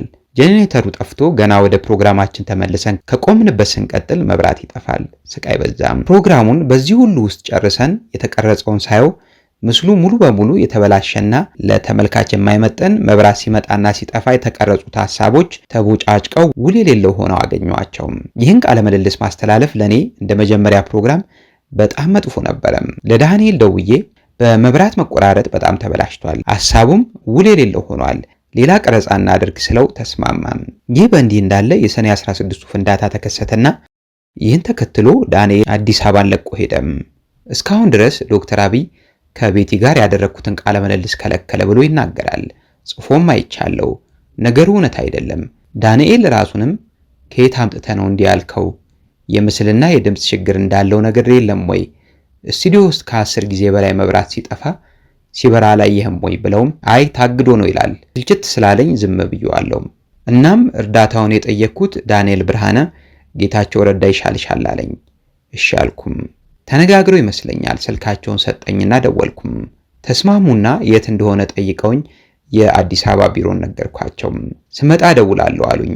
ብዙ ጊዜ ሳይቆዩ ደወሉልኝና አዲስ አበባ መጥቼ ነበር ግን በጥድፊያ ተመለስኩ። አንቺ ለምን መቀሌ አትመጭም አሉኝ። መቀሌ ለመሄድ ተስማማውና ቀጠሮ ያዝን። ምክንያቱም ጌታቸው ረዳ ለኔ አስፈላጊ ሰው ነበሩ። መቀሌ ለመሄድ መወሰኔን ነግሬ ጣቢያው ዝግጅት ጀመረልኝ። የካሜራ ባለሙያዎችን ጨምሮ ለሁላችንም የአውሮፕላን ትኬት ተገዛ፣ ሆቴል ተያዘልን። ወዳጆቼ ግን መቀሌ መሄዴን ተቃወሙ። እኔ አጥብቄ ቃለ ምልልሱን ፈልጌው ስለነበር በመሄድ አቋሜ ጸናው። መቀሌ አደገኛ ሀገር ሆናለች እኮ አትሄጂ ይለኛል አንድ ወዳጄም። እሄዳለሁ፣ አንቺ ትልቅ የቴሌቪዥን ፕሮግራም ያለሽ ሰው ነሽ፣ እንግዶችሽ ወደ ስቱዲዮ እንዲመጡ መጫን ትችያለሽ እያለ ይነዘንዘኝ ነበረም። ዝም ብዬ ዝግጅቴን አደረኩ። ለመሄድ ሁሉ ነገር አልቆ እያለ ረፋድ ላይ የሜቴክ ዋናው ሰው የነበሩት ጀነራል ክንፈዳኛው በቁጥጥር ስር ውለው አመሻሹ ላይ በሄሊኮፕተር አዲስ አበባ ሲመጡ ከነካቴናቸው በቴሌቪዥን ታዩ። ለኔ መጥፎ ቀን ነበረም። ከቴሌቪዥን ጣቢያው ተደወለልኝና በዚህ ጊዜ መቀሌ መሄድ አደገኛ ሊሆን ስለሚችል ሐሳቤን ብቀይር ጥሩ እንደሆነ ነገሩኝ። እሄዳለሁ አልኩኝ። በጠዋት ቡድኑ ከቻለ ቀድሞኝ እንዲደርስ አስጠንቅቄ ስልኩን ዘጋሁና ወደ አቶ ጌታቸው ረዳ ደውዬ ጠዋት እንደምገባና ምናልባት እሳቸው ሐሳባቸውን ቀይረው እንደሆነ ለማረጋገጥ ጠይቃቸው መምጣት ትችያለሽ አሉኝና የሚቀበልሽ ከሌለ የኔ መኪና ይቀበልሻል። እሺም እምቢም አላልኩም። ራቴን በትካዜ በላው። እየገባሁበት ያለው ውሃ እያሰመጠኝ ነው። ታውቆኛል። ርቄ እየሄድኩ ነው። ስራ ብቻ፣ ጥያቄ ብቻ፣ ፍልሚያ ብቻ፣ ብዕሬንና ጥያቄን ብቻ ይዤ አስፈሪ ደጆችን ረግጣለሁ። 11 ሰዓት ተኩል ቦሌ አየር ማረፊያ ደረስኩ። እየተፈተሽኩ ሳለሁ ፍተሻው ላይ የሚያልፉ ዕቃዎችን ልብ ብያየው። የተቆጣጠሩ ማዳበሪያዎች፣ እህል፣ ዘይትና ሌላም። አጠገቤ ነጠላ ራሳቸው ላይ ጣል ያደረጉ እናትን ለምንድን ነው እንዲህ እህል በአውሮፕላን የሚሄደው አልኳቸው። ቋጠሮዎች ስለበዙብኝ። የጠረጠርኩትን ነገሩኝ። መንገድ ስለተዘጋ ነው። ብሽቅ አልኩኝ። በእርግጥ ከአማራ ክልል ወደ አዲስ አበባ መሄጃ ተዘግቶ ቢሆን ኖሮ ስንት ጩኸት፣ ስንት ዘመቻ ተደርጎ ነበረ። ያለ ትግራይ እኛ አለን ወይ? በዚህ ግፍ ውስጥ እንድትቆይ ሁላችንም ለምን ፈለግን? እውነት ይህ ዘግቶ መክረም ለታሪክ ምን ይተዋል? መንግስትስ እያለ የመሆኑ በታሪክ ውስጥ ጥቁር ነጥብ አይጥልበትም ወይ? ሁላችንስ ይህን እብደት በመደገፋችን የታሪክ ባለዕዳዎች አይደለንም ወይ? ነውርስ አይደለም እንዴ? እንደ እውነቱስ የትግራይ ህዝብ ከጨዋነቱ ብዛት ይህ ነውረኛ ድርጊት የሚመጥነው ነው ወይ? ያለምንም ግነት አስተከዘኝ። አውሮፕላን ውስጥ ገብቼ ይህንኑ ነበር የማስበው። የሀገር ውስጥ በረራ ሁልጊዜ ይገርመኛል። ገና አውሮፕላኑ አፍንጫውን ቀና አድርጎ ደመናው ሲሻጥ አስተናጋጆች ሻይና ጥቂት ብስኩት እንደሰጧችሁ ደስ የሚል ድምፅ ወደ መዳረሻችሁ መቃረባችሁን ይነግራችኋል። የምትደርሱ ሲኒዎች ሳይነሱ ሊሆን ይችላል። የበረራው አስተናጋጆች ሰፊ ከረጢት ዘርግተው የተጠቀማችሁበትን ወደ ከረጢቱ እንድትወረውሩ ባጠገባችሁ በጥድፊያ ያልፋሉ። እጅግ ይጣደፋሉ። መቀሌ ደርሼ እንደወረድኩ ስልኬ ጠራ። መኪና ልኬልሻለሁ ይቀበልሻል አሉኝ አቶ ጌታቸው ረዳም። እውነትም ገና አየር ማረፊያውን እያቋረጥኩ ሳለው የተላከው ሹፌር ደወለና መውጫው ላይ ቡኒ መኪና እንደሚገኝ ነገረኝ። ያለ ቅጥ ፈርቼ ነበረ። የማላውቀው ሰው መኪና ውስጥ እምብዛም የመግባት ልምድ የለኝም። ለመቀሌ እንግዳ ነኝ። ከጠበቅኩት በላይ ጸጥ ያለችና ንጹህ ከተማ ናት። ቀዝቃዛውን ነፋሻ አየር እየማኩ ፕላኔት ሆቴል ደረስኩም። ዕቃዎቻችንን አወርደን እኔ በእንግዳ መቀበያ ውስጥ ለሰዓታት ቆየው። ተቅበጠበጥኩ። ቶሎ ወደ ክፍሌ መሄድ፣ ውሃ መጠጣት፣ ጥያቄዎችን መከለስና ጥቂት ዘና ማለት የነበረብኝ ቢሆንም ክፍሎቻችን እስኪዘጋጁ እንድንጠብቅ ነግረውን ከቀኑ 5 ሰዓት ሲሆን ነበር የገባ ነው። ግሩም የመኝታ ክፍል ነው።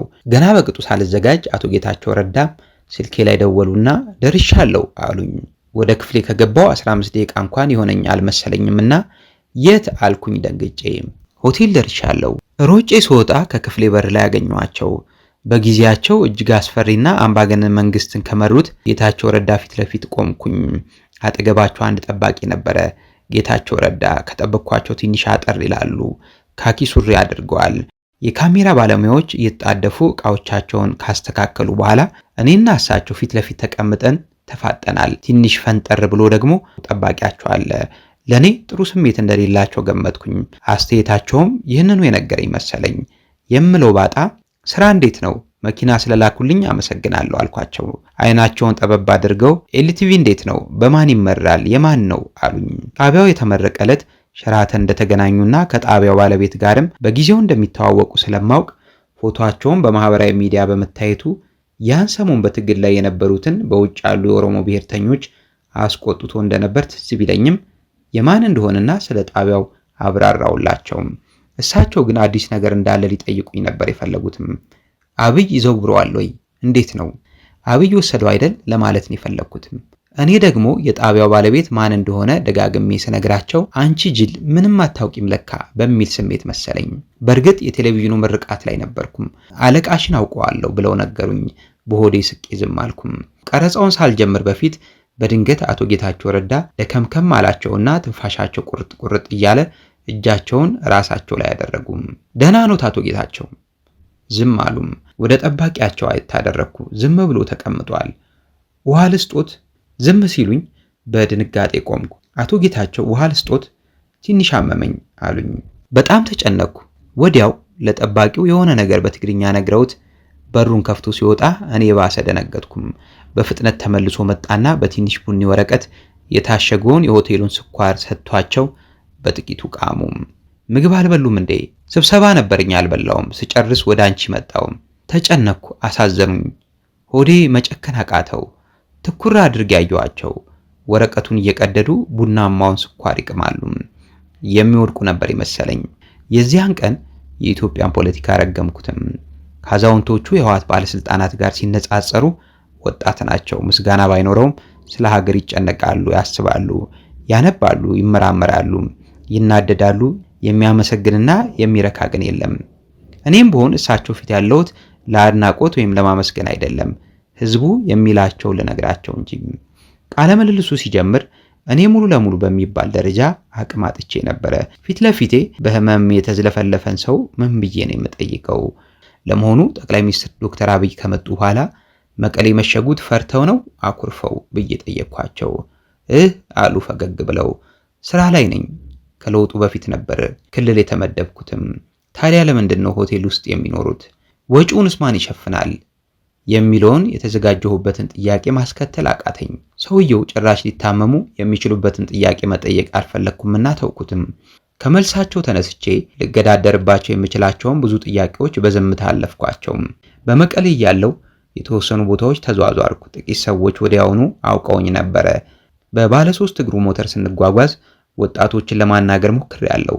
በመቀሌ ጥቂት ትካዜ ያለ ይመስላል። ምናልባት ጀነራል ክንፈ በዚያ ሁኔታ ታስረው በቴሌቪዥን መታየቱና አክቲቪስቶቹም ትግራውያንን ለማዋረድ እንደተደረገ ደባ ቆጥረው ስለነበር ይመስለኛል። ያገኘኋቸውን ወጣቶች የሞኝ ጥያቄ ነበር የጠየቅኳቸው።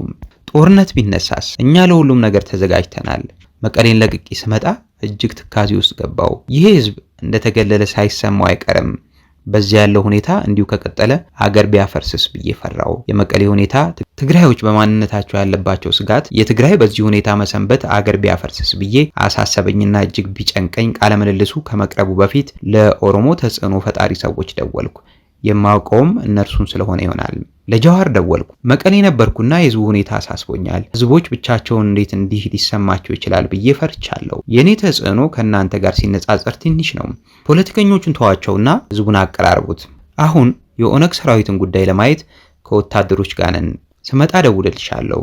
አጫሉ ጋር ደወልኩ። መቀሌ ነበርኩ። ፖለቲከኞቹን ተዋቸው። እስቲ ህዝቡን ለማቀራረብ መቀሌ ኮንሰርት አዘጋጅ እባክህ ብዬ ተማጸንኩት። ሙዚቃ ብዙ ነገር ይሰራል። አንተም ከህዝቡ ሳይሆን ከስርዓቱ ጋር ነው ጸብ ያለህ። እኔም ከጎንህ ቆማለሁ። ኮንሰርት አዘጋጅ እባክህ ለመንኩትም። ለበቀለ ገርባ ደወልኩ። የትግራይ ጉዳይ አሳሳቢ ነው። ከፌዴራል መንግስቱም ከኦሮሞም ህዝብ ጋር የሚያቀራርብ ስራ ካልተሰራ ነገሩ ድብልቅልቁ እንዳይወጣ እዚያ ያየሁት ነገር በጣም ከባድ ነው አልኩትም። የኔ ንግግር በበጎ ሳይታይ ቀረ። አንድ የፖለቲካ ንድፍ ያስኩ አስመሰለብኝ። በጥርጣሬ ታየም። ህዝቦች ብልም እንደ አንድ ሴራ ሳይቆጠርብኝ አልቀረም። በኋላም ውትወታዬን ተውኩትና የሚሆነው ማየት ጀመርኩም። ለጀነራል ሰዓረ ቀብር ሄጄ ህዝቡ ሲያወርድብኝ የነበረውን ስድብና የድንጋይ ናዳ መከላከያ ባይቆጣጠረው ኖሮ መተው እንደ ዶሮ ሊገነጣጥሉኝ እንደነበረ ነገሩ ካለፈ በኋላ የሰማው በቀለ ገርባ ሆዱን ይዞ ስቆብኛል። የትግራይ ሁኔታ አሁን ተባብሶ አስፈሪ ሆኖ ቁጭ ብሏል። ይህንን ከመጻፌ ከ2 ዓመት በፊት እንደወተወትኩት ገና ነገሩ እዚህ ሳይደርስ ሊሰራበት ሊታሰብበት ይችል ነበር። በሰሜን ያለውን ሁኔታ ማብቂያውን ለማየት እድሜ ይስጠን። በማግስቱ ማስታወቂያውን ለመስራት ቪዲዮውን ሳየው አንድ ትልቅ ስህተት አስተዋልኩ። ስህተቱ የኔ ነበረ። በአማራ ክልል እናንተ ላይ ጦርነት እየተከፈተ ነውና ምን ልታደርጉ አሰባችሁ የሚል ጥያቄ አቅርቤላቸው ነበር። የክልሉ መንግስት በትግራይ ላይ በግልጽ ያወጀው ጦርነት የለምና ይህ በጣም መጥፎና ጥሩ አዝማሚያ የማይኖረው ሲሆን አንድም የመጠቅሰው መረጃ በሌለበት የጠየቅኩት አስነዋሪ ጥያቄ ነበር። በዚህ ስህተቴ የብሮድካስት ባለስልጣንም እኔን ሊታገስ የማይችል በመሆኑ ከነመልሱ ቆርጬ አወጣሁት። እርሳቸው በወቅቱ ተዝናንተው ነበር የመለሱልኝ። ድንጋዩ ጋር ስንደርስ እንዴት እንደምንሻገር እናስባለን ብለውኝ እንደነበር ግን አልለብቃችሁም። የሚገርመው ፕሮግራሙ ከታየ በኋላ አቶ ጌታቸው ደውለው ለምን እንደቆረጥኩት ጠይቀውኛል። ኃላፊነት የማይሰማው ሰው የሚጠይቀው ጥያቄ እንደሆነ ተሰማኝና ቆረጥኩትም። ደግሞም ስለ ክልሉ ጦር መስበቅ ማስረጃ የለኝም። የኔው ጥያቄ ራሴን ያስጠይቀኛልና ቆረጥኩት አልኳቸውና ተስማሙም። ሰውየው እንደገመትኳቸው የሴራ ፖለቲካ አዋቂ ናቸው። በቃለ ምልልስ ወቅት አልዋሹም። ካሰብኩት በላይ አቶ ጌታቸው ረዳ በሳል ሆነው አግኝቻቸዋለሁ። ወደ ፌዴራል መንግስት መጥተው ለምን ስራ እንደማይሰሩ ግራ ገብቶኝ ነበረ። በክልል ደረጃ እየባከነ የሚገኘው ዕውቀትና ቀናነት አላቸውና ለፌዴራል መንግስት ያግዛሉ ብዬ አስቤ ነበረ። የህግ ዕውቀታቸውና የፖለቲካ አሰላሳይነታቸው ለመንግስት እንደሚጠቅም አሰብ። ለማንኛውም ከአቶ ጌታቸው ረዳ ጋር የነበረኝ ቃለ ምልልስ በይዘትም በአቀራረብ ምርጥ ፕሮግራም ሆኖ አለፈም። እኔንም በደንብ አስተዋወቀኝ። ሚሊዮኖች ረጭ ብለው የተመለከቱት ዝግጅት ነበረም። የሳካለትና እጅግ ግሩም ቢሆንም ከትችት ሊያመልጥ አልቻለም። ሸገር ታይምስ መጽሔት ጥር 2011 ዓ.ም ባወጣው ቅጽ 3 ቁጥር 254 እትሙ ላይ ፎቶዬን ይዞ ወጣና የባለሙያ ጽሑፍ በውስጥ ገጽ ሰደረበትም። የትችት ጽሑፍ ባለቤት ጌራ የተባሉ የሐዋሳ ዩኒቨርሲቲ መምህር ናቸው።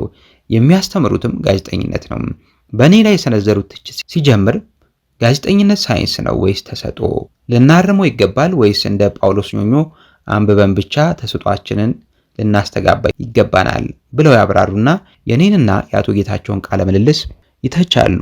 ምን ያህል ዋልጌ መሆኔን ጠቅሰው ያለምንም መረጃ አቶ ጌታቸው ፊት መቀመጤን ይወቅሳሉ። በጽሑፉ መደምደሚያ ላይ መቀሌ የሄድኩት ህወሓትና አቶ ጌታቸው ወጪም በሙሉ ችለው ጥያቄውንም ራሳቸው ሰጥተውኝ እንደሆነ እንደሚጠረጥሩ ጽፈው አሳረጉት። በእውነቱ ጽሑፉን ክው ብዬ ነበር ያነበብኩትም። ነገሩን ባለማመን ደግሜ ያነበብኩትም። እኚህ የሐዋሳ ዩኒቨርሲቲ መምህር ያለ መረጃ እንደጠየቁ እየከሰሱኝ የጻፉት ጽሑፍ ሐሳብ በመምህር ቀርቶ ባልተማረ ሰው እንኳን የማይታሰብ ነበረ።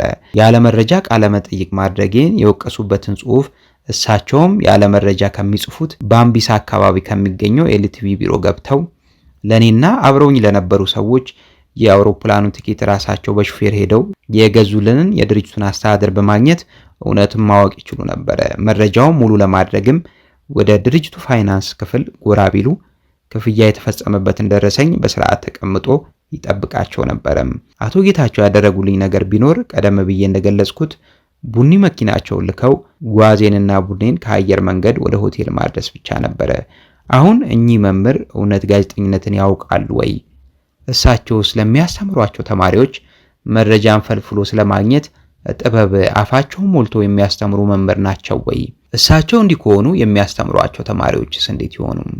እኔ የተማርኩት ጥቂት የምህንድስና ሙያና የመድኃኒት ቅመማ ነው። አሁን ግን ስራዬ መጠየቅ ነው። እንኳንም ጋዜጠኝነትን ከኚህ የሐዋሳ ዩኒቨርሲቲ መምህር አልተማርኩም፣ እንኳንም የቀለም መምህር ያልሆኑም። እንዲህም ሆኖ ጋዜጠኞችን ማረቅ የሚፈልጉ መምህር እንደ ልባቸው ያለ መረጃ የሐዋሳ ዩኒቨርሲቲ መምህር በሚል ስም ጽፈዋል። እንዲህ አይነት መምህራን ጋዜጠኞችን በራሳቸው ልክ እየፈለፈሉ የኢትዮጵያ ሚዲያ በምንም አይነት ካለበት ፈቀቅ ሊል አይችልም። እነዚህ ባሉበት ሀገር ጋዜጠኛው ተጽፎ የተሰጠውን ብቻ የሚጠይቅ ሆዳ አደር ካድሬ እንጂ ጋዜጠኛ ሊሆን አይችልም። ጆሮዬ ላይ ማዳመጫውን አድርጌ የተቀረጸውን አያለው። የሚቆረጥበትን ደቂቃ የምስል እንከኖች ካሉ በጥንቃቄ አያለው። ድንገት ጸሐፊዋ ትከሻዬን ነካ አደረገችና የቀጠርሽው ሰው አለ እንዴ? የለም፣ ሰው እየፈለገሽ ነው። ማን ነው? አላውቅም። ከመቀመጫ የተነሳውና ሱሪዬን ሳየው ደነገጥኩም። የተበጫጨቀ ጅንስ ሱሪ በነጭ ሸራ ጫማ እንዳደረግኩ ነኝ። መልሼ ጎንበስ ብዬ ልብሴን አየሁት። እንግዳ ለማናገር የሚሆን አልነበረም። የለችም በይው። አረ ቀጠሮ አለን ብሏል። እንግዳ መቀበያዋ ጋር ስደርስ የማላውቀው አንድ ሰው ቆሟል። ደንገጥ አልኩና ጤና ይስጥልኝ እንግዳ ቀጥርሻል አለኝ የእጅ ሰላምታ እየሰጠኝ። አንተን አልኩት ከእግር እስከ ራሱ እያየው። አልቀጠርኩም እኔን አይደለም አለ ፈጠን ብሎ። የአብን ሊቀመንበርን ዛሬ ቀጥረሻቸው መጥተዋል አለኝ። ወይኔ አልኩ ራሴን ይዤ። ፕሮግራሙን እኮ እንዲቀይሩልኝ በጠዋት መልእክት ትቼላቸዋለሁ። የት ናቸው አልኩት። ውጪ እየጠበቁሽ ነው በቃ እነግራቸዋለሁ አለኝ። በነገራችን ላይ ይህ ሰው አሁን አብንን በሊቀመንበርነት እየመራ ያለው አቶ በለጠ ሞላ ነበረ። አይ ቆይ እኔም ላናግራቸው። ተከትየው ደረጃውን ወረድኩ። ዶክተር ደሳለኝ ጫኔን በአይኔ ብፈልጋቸው ላያቸው አልቻልኩምና ግር አለኝ። አቶ በለጠ እየመራ ከህንጻችን ፊት ወዳለችው ትንሽዬ የመኪና ማቆሚያ ወሰደኝና ቀልጠፍ ብሎ የመኪናውን የኋላ በር ከፈተው። እኔ ከርፈፍ እንዳልኩ ያን የተቀደደ ጅንስ በምን ቀን እንደገዛሁት እየተራገምኩ አፈር ብዬ ቆሜያለሁ። ዶክተር ደሳለኝ ጫኔ በኮሮላው መኪና ውስጥ እንደ ሙሽራ ለብሰው ተቀምጠዋል። በእጃቸው ስልኮቻቸውንና የማስታወሻ ደብተራቸውን ይዘዋል። ጸጉሬን አከክ አድርጌ ይቅርታ ያድርጉልኝ ዶክተር፣ በጠዋት እኮ መልእክት ልኬ ነበረ፣ ዛሬ አልቻልኩም። አፌ ተደነቃቀፈ። እስቲ የጻፍሽለት የት አለ? አቶ በለጠ ጠየቀኝ። ስልኬን ቶሎ አውጥቼ አሳየሁት። በለጠ ስልኩንም እኔንም አየት አድርጎ ዝም አለ። ዶክተሩ ቶሎ ተረዱኝ። በእርግጥ ትሁት ናቸው። ለነገ በተመሳሳይ ሰዓት ቀጠሮ ይዘን የእጅ ሰላምታ ሰጧቸው። ከመኪናው አልወረዱም። እኔ ጠጋ እንዳልኩም ነገም እንደ ዛሬው ጥሩ ለብሰው ይምጡ አልኳቸው። እሺ እሺ። ወደ ቢሮዬ ስመለስ ሁለት ሐሳቦች ሰቅዘው ያዙኝ። አንደኛው የተበጨቀው ሱሬ በእነርሱ ዘንድ የሚያሳድር የመሰለኝ ስሜት ሲሆን፣ ሌላኛው ዋነኛው ግን የአብን ሰዎች ይህን ቃለ ምልልስ ለምን አጥብቀው ፈለጉት የሚለው ነበረም። የአቶ በለጠም ሁኔታ ከአእምሮ ያልወጣለኝ።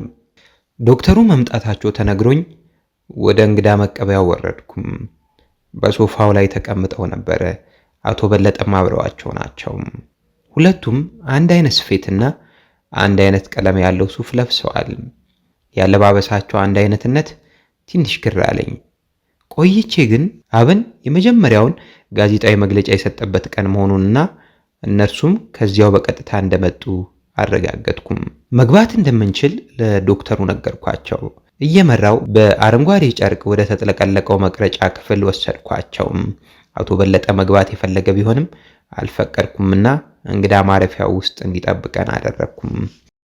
ዶክተር ደሳለኝ ጫኔ በቁመት በጣም አጭር ናቸው። ተረከዝ ባለው ጫማዬ ላይ ቆሜ አጠገባቸው ስሆን ሰማይ ጠቀስ መሰልኩኝ። ቁልቁል እሳቸውን ማየቱ ከበደኝና ቶሎ ተቀመጥኩኝ።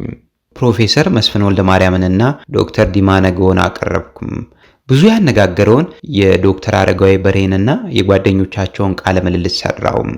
ከአሜሪካ ጉዞ በኋላ ደግሞ አንዳርጋቸው ጽጌን፣ ኤርሚያስ ለገሰን፣ አበበ ገላውንና ጀዋር መሐመድን አነጋግሬ ሳለ የባህር ዳር ልጅ የሆነ አንድ ጓደኛዬ የአብኑን ሊቀመንበር እንዳናገር ሐሳብ አቀረበልኝም። ማን ነው አብን? እረ ሰሜን ላይ ትልቅ ነገር እያነሱ ያሉ ልጆች ናቸው እኮ። ማን ነው? ፓርቲው ገና 3 ወሩ ነው፣ ግን ከበድ ያለ እንቅስቃሴ ያላቸውና አናግሪው አለኝ። ፕሮግራሚ እያደገ የነበረበት ጊዜ ስለነበረ እምቢ አልኩኝ። እነዚያን የሚያሉ ሰዎች ያቀረብኩበት ፕሮግራም ላይ የ3 ወር ፓርቲ ማቅረቡ አልዋጥ አለኝ። በ3 ወር ውስጥ እኔ መድረክ ላይ ወጥተው የሚናገሩት የሆነ የሚባል ስራ አልሰሩም ብዬ ተውኩት። የጓደኛዬ ውትወታ ሲበዛ ግን የአቋም መለሳለስ አሳየው። ቢሆንም ከፍተኛ ጥርጣሬ ነበረኝ። ርዕዮተ ዓለም አላቸው ወይ? ፖለቲካቸው በምን የተቃኘ ነው? ለምን ይታገላሉ? ለሚለው ቅድመ ውሳኔ ጥያቄ መልስ ማግኘት አልቻልኩም። የጓደኛዬ ግፊት ደግሞ በርትቶብኛል። ዞሮ ዞሮ መወሰን ያልቀረምና ማንነቴን ገልጬ ለዶክተሩ ባድራሻቸው ጻፍኩላቸው። ቶሎ መለሱልኝና ተደዋውለን ቀጠሮ ያዝን። የቀጠሮ ቀን ሲደርስ አሁን ደግሞ ከፍተኛ ጥርጣሬ በራሴ ላይ ያደረብኝ። ለዚህ ቃለ መጠይቅ ዝግጁ ነኝ ወይ? እችላለሁ ወይ? መረጃ አለኝ ወይ? ስነ ልቦናዬስ? ጥርጣሬ እንደ ጸና ሲቆይ ወደ ዶክተር ደሳለኝ ስልክ የጽሑፍ መልእክት ላኩኝ። አስቸኳይ ጉዳይ ስለገጠመኝ ቃለ ምልልሱን ዛሬ ማድረግ አልችልም፣ እባክዎ ለነገ ከሰዓት ይሆንልኝ የሚል ነበረም። መልእክቱን ልኬ ቡናዬን እየጠጣው እስከ ከሰዓት ድረስ አረፈድኩም። ከምሳ በኋላ በቀጥታ ቢሮ ገብቼ ረቡዕ ማታ የሚተላለፈውን ፕሮግራም ይዘት አይቼ ለመወሰን ኮምፒውተር ፊት ተቀመጥኩኝም። ስልኬ አሁንም ሲጠራ ምንም መልስ ሳልሰጥ ጆሮዬ ላይ ማዳመጫውን አድርጌ የተቀረጸውን አያለው። የሚቆረጥበትን ደቂቃ፣ የምስል እንከኖች ካሉ በጥንቃቄ አያለው። ድንገት ጸሐፊዋ ትከሻዬን ነካ አደረገችና የቀጠርሽው ሰው አለ እንዴ? የለም፣ ሰው እየፈለገሽ ነው። ማን ነው? አላውቅም። ከመቀመጫ የተነሳውና ሱሪዬን ሳየው ደነገጥኩም። የተበጫጨቀ ጅንስ ሱሪ በነጭ ሸራ ጫማ እንዳደረግኩ ነኝ። መልሼ ጎንበስ ብዬ ልብሴን አየሁት። እንግዳ ለማናገር የሚሆን አልነበረም። የለችም በይው። አረ ቀጠሮ አለን ብሏል። እንግዳ መቀበያዋ ጋር ስደርስ የማላውቀው አንድ ሰው ቆሟል። ደንገጥ አልኩና ጤና ይስጥልኝ፣ እንግዳ ቀጥርሻል አለኝ የእጅ ሰላምታ እየሰጠኝ። አንተን አልኩት ከግር እስከ ራሱ እያየው። አልቀጠርኩም። እኔን አይደለም አለ ፈጠን ብሎ። የአብን ሊቀመንበርን ዛሬ ቀጥረሻቸው መጥተዋል አለኝ። ወይኔ አልኩ ራሴን ይዤ። ፕሮግራሙን እኮ እንዲቀይሩልኝ በጠዋት መልእክት ትችላቸዋለሁ። የት ናቸው አልኩት። ውጪ እየጠበቁሽ ነው፣ በቃ እነግራቸዋለሁ አለኝ። በነገራችን ላይ ይህ ሰው አሁን አብንን በሊቀመንበርነት እየመራ ያለው አቶ በለጠ ሞላ ነበረ። አይ ቆይ እኔም ላናግራቸው። ተከትየው ደረጃውን ወረድኩ። ዶክተር ደሳለኝ ጫኔን በአይኔ ብፈልጋቸው ላያቸው አልቻልኩምና ግር አለኝ። አቶ በለጠ እየመራ ከህንጻችን ፊት ወዳለችው ትንሽዬ የመኪና ማቆሚያ ወሰደኝና ቀልጠፍ ብሎ የመኪናውን የኋላ በር ከፈተው። እኔ ከርፈፍ እንዳልኩ ያን የተቀደደ ጅንስ በምን ቀን እንደገዛሁት እየተራገምኩ አፈር ብዬ ቆሜያለሁ። ዶክተር ደሳለኝ ጫኔ በኮሮላው መኪና ውስጥ እንደ ሙሽራ ለብሰው ተቀምጠዋል። በእጃቸው ስልኮቻቸውንና የማስታወሻ ደብተራቸውን ይዘዋል። ጸጉሬን አከክ አድርጌ ይቅርታ ያድርጉልኝ ዶክተር፣ በጠዋት እኮ መልእክት ልኬ ነበረ፣ ዛሬ አልቻልኩም። አፌ ተደነቃቀፈ። እስቲ የጻፍሽለት የት አለ? አቶ በለጠ ጠየቀኝ። ስልኬን ቶሎ አውጥቼ አሳየሁት። በለጠ ስልኩንም እኔንም አየት አድርጎ ዝም አለ። ዶክተሩ ቶሎ ተረዱኝ። በእርግጥ ትሁት ናቸው። ለነገ በተመሳሳይ ሰዓት ቀጠሮ ይዘን የእጅ ሰላምታ ሰጧቸው። ከመኪናው አልወረዱም። እኔ ጠጋ እንዳልኩም ነገም እንደ ዛሬው ጥሩ ለብሰው ይምጡ አልኳቸው። እሺ። ወደ ቢሮዬ ስመለስ ሁለት ሐሳቦች ሰቅዘው ያዙኝ። አንደኛው የተበጨቀው ሱሪዬ በእነርሱ ዘንድ የሚያሳድር የመሰለኝ ስሜት ሲሆን፣ ሌላኛው ዋነኛው ግን የአብን ሰዎች ይህን ቃለ ምልልስ ለምን አጥብቀው ፈለጉት የሚለው ነበረም። የአቶ በለጠም ሁኔታ ከአእምሮ ያልወጣለኝ። እስኪ የጻፍሽለት የት አለ? የኔ ችግር ቃለ ምልልሱን እንዳላደርግ የዝግጅት እጥረትና በቂ መረጃ ለማግኘት ያመጣው በራሴ ያለመተማመን ችግር ሲሆን፣ ለነርሱ ደግሞ ሽሽት የሰጣቸውም ትርጉም አንድ ጥቁር እጅ እነርሱን በሚዲያ እንዳላስተናግድ ፈልጎ የሆነ ጫና እንዳመጣብኝ ነበረም። ሰማይና ምድር ሊላቀቁ ጥቂት ሰዓታት ሲቀሩ ነቃው። ቃለ መጠይቅ ባለኝ ቀን ማልጄ መነሳት ልማዴ ነው። ስልኬን ከፍቼ ዓለም እንዴት እንዳደረች ዜናዎችን አየሁና ካልጋዬ ሳልወርድ ጥቂት ቆየው። አሰብኩ፣ አወጣው፣ አወረድኩ። ወደ ሩቅና አስቤ ወደማላውቀው አንድ ነገር ውስጥ እግሬ እየገባ እንደሆነ ታውቆኛል። የፈለገው ይምጣም። ከአልጋው ወርጄ ወደ ኩሽና ሄድኩና ቡናዬን ጥጄ በጆሮ ማዳመጬ ቀስ ያለ ሙዚቃ እየሰማው የጣርኩት መፍላቱን ጠብቃለሁ። የፈለገው ይምጣ ደጋግሜ ለራሴ ነግረዋለሁ። የቡናዬ መዓዛ መውጣት ጀምሯል። በነገራችን ላይ የትም ብሆን ቀኔን በቡና ነው መጀመር የምፈልገው። ስለ ቡና ወዳጅነት ባሰብኩ ቁጥር ቀድሞ ወደ ሐሳብ የሚመጣ አንድ የማይረሳ ወቅት አሳልፌያለሁ። ከጥቂት ዓመታት በፊት አንድ የጠዋት ልማድ ነበረኝ። አሁን በቴሌቪዥን ከመታየቱ ዕውቅና ጋር ተያይዞ ላደርገው አልቻልኩም። በጠዋት እነሳና በደቂቃዎች ውስጥ እለባብሳለሁ። አዘውትሬ ሰማያዊ ጂንስና ነጭ ሸራ ጫማ አደርጋለሁ። የጠዋቱን ቀዝቃዛ አየር ለመቋቋም ቀለል ያለ ጃኬት ደርቤ ቡና ለመጠጣት ወደ አንዲት ካፍቴሪያ አዘግማለሁ። የቆየ ልማዴ በመሆኑ ጉዳይ ቢኖረኝ እንኳን እዚያች ቤት ቡናዬን ለመጠጣት ጎራ ማለት አይቀርም። የኔው አይነት ልማድ ያላቸው ጥቂት ሰዎች ወደ ስራ ከመግባታቸው በፊት በዚያው ሰዓት ይመጣሉ። አብዛኞቹ በእድሜ ገፋ ያሉ ሰዎች ናቸው። አስተናጋጁ ሁሌም ሰፋ ባለ ፈገግታ ይቀበለኛል። ጥቁር የጨርቅ ሱሪና እጀ ጉርድ ባለ ኮሊታ ነጭ ሸሚዝ ለብሶ ወገቡ ላይ ሸብ የሚያደርጋት የጥቁር ጨርቅ ሽርጣለችም። ፈገግ ሲል ደስ ይለኛል።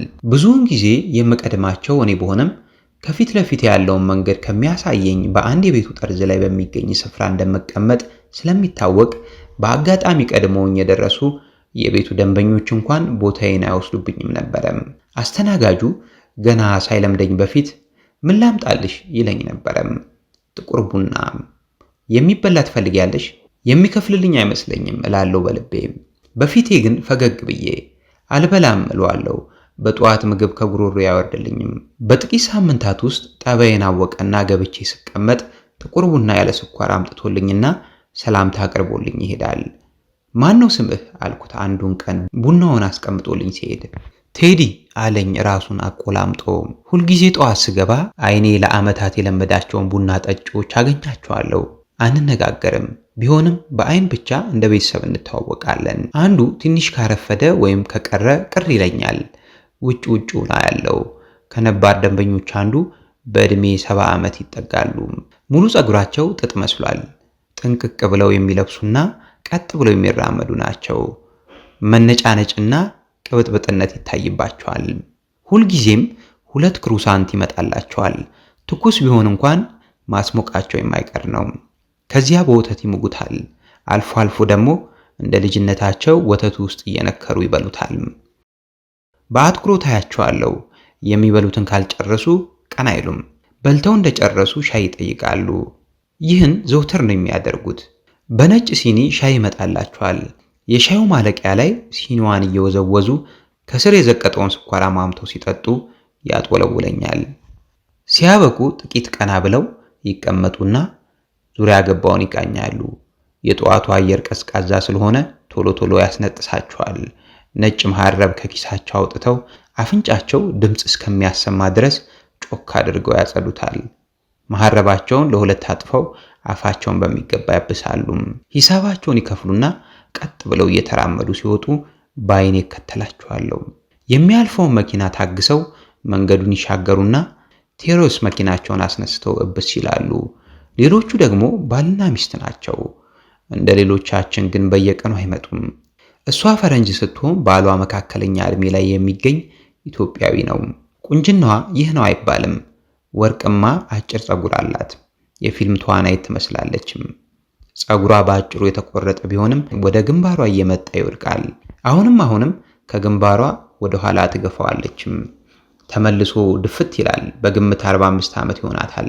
የሚመርጡት የካፌው መካከለኛ ቦታ ነው። ቁርሳቸው መመገብ ሲጀምሩ በጎረሰች ቁጥር ባልየው ናፕኪን ይዞ አሁንም የእሷን አፍ ያጸዳል። ድንገት ደግሞ ሁሉንም ነገር ትቶ ፊት ለፊት በመስታወት የተሰቀለው የቦክሰኛ ኬክ ስዕል ላይ አይኖቹን ተክሎ ይቆያል። ሁላችንም ቡና ጠጪዎች 2 ሰዓት ከመሆኑ ከጥቂት ደቂቃዎች በፊት ቤቱን እንለቃለን። ከ2 ሰዓት በኋላ ልጆቻቸውን ትምህርት ቤት አድርሰው በሚመለሱና በሌሎችም ሰዎች ቤቱ ይሞላል። ይህ ሁሌም ትዝ የሚለኝ የአንድ ወቅት የቡና ጠጪነት አጋጣሚ ነው። ወደ ቤቴ ልመልሳችሁ። ገና አልነጋም ነበር። ቀስ ያለው ሙዚቃ ለውጬ የሚያስደንስ አደረኩትና ቡናውን እየጠጣሁና ለመዝናናት እየሞከርኩ ነጋም። ከቤት ወጥቼ ሄድኩም። ከቃለ መጠይቅ በፊት ሁልጊዜም መንፈሴ እንደተረበሸ ነው። ልክ በሰፊ ስቴዲየም ውስጥ በጎራ የተቧደነ ህዝብ ግጥም ብሎ እንደሚጠብቀው ተወዳዳሪ አይነት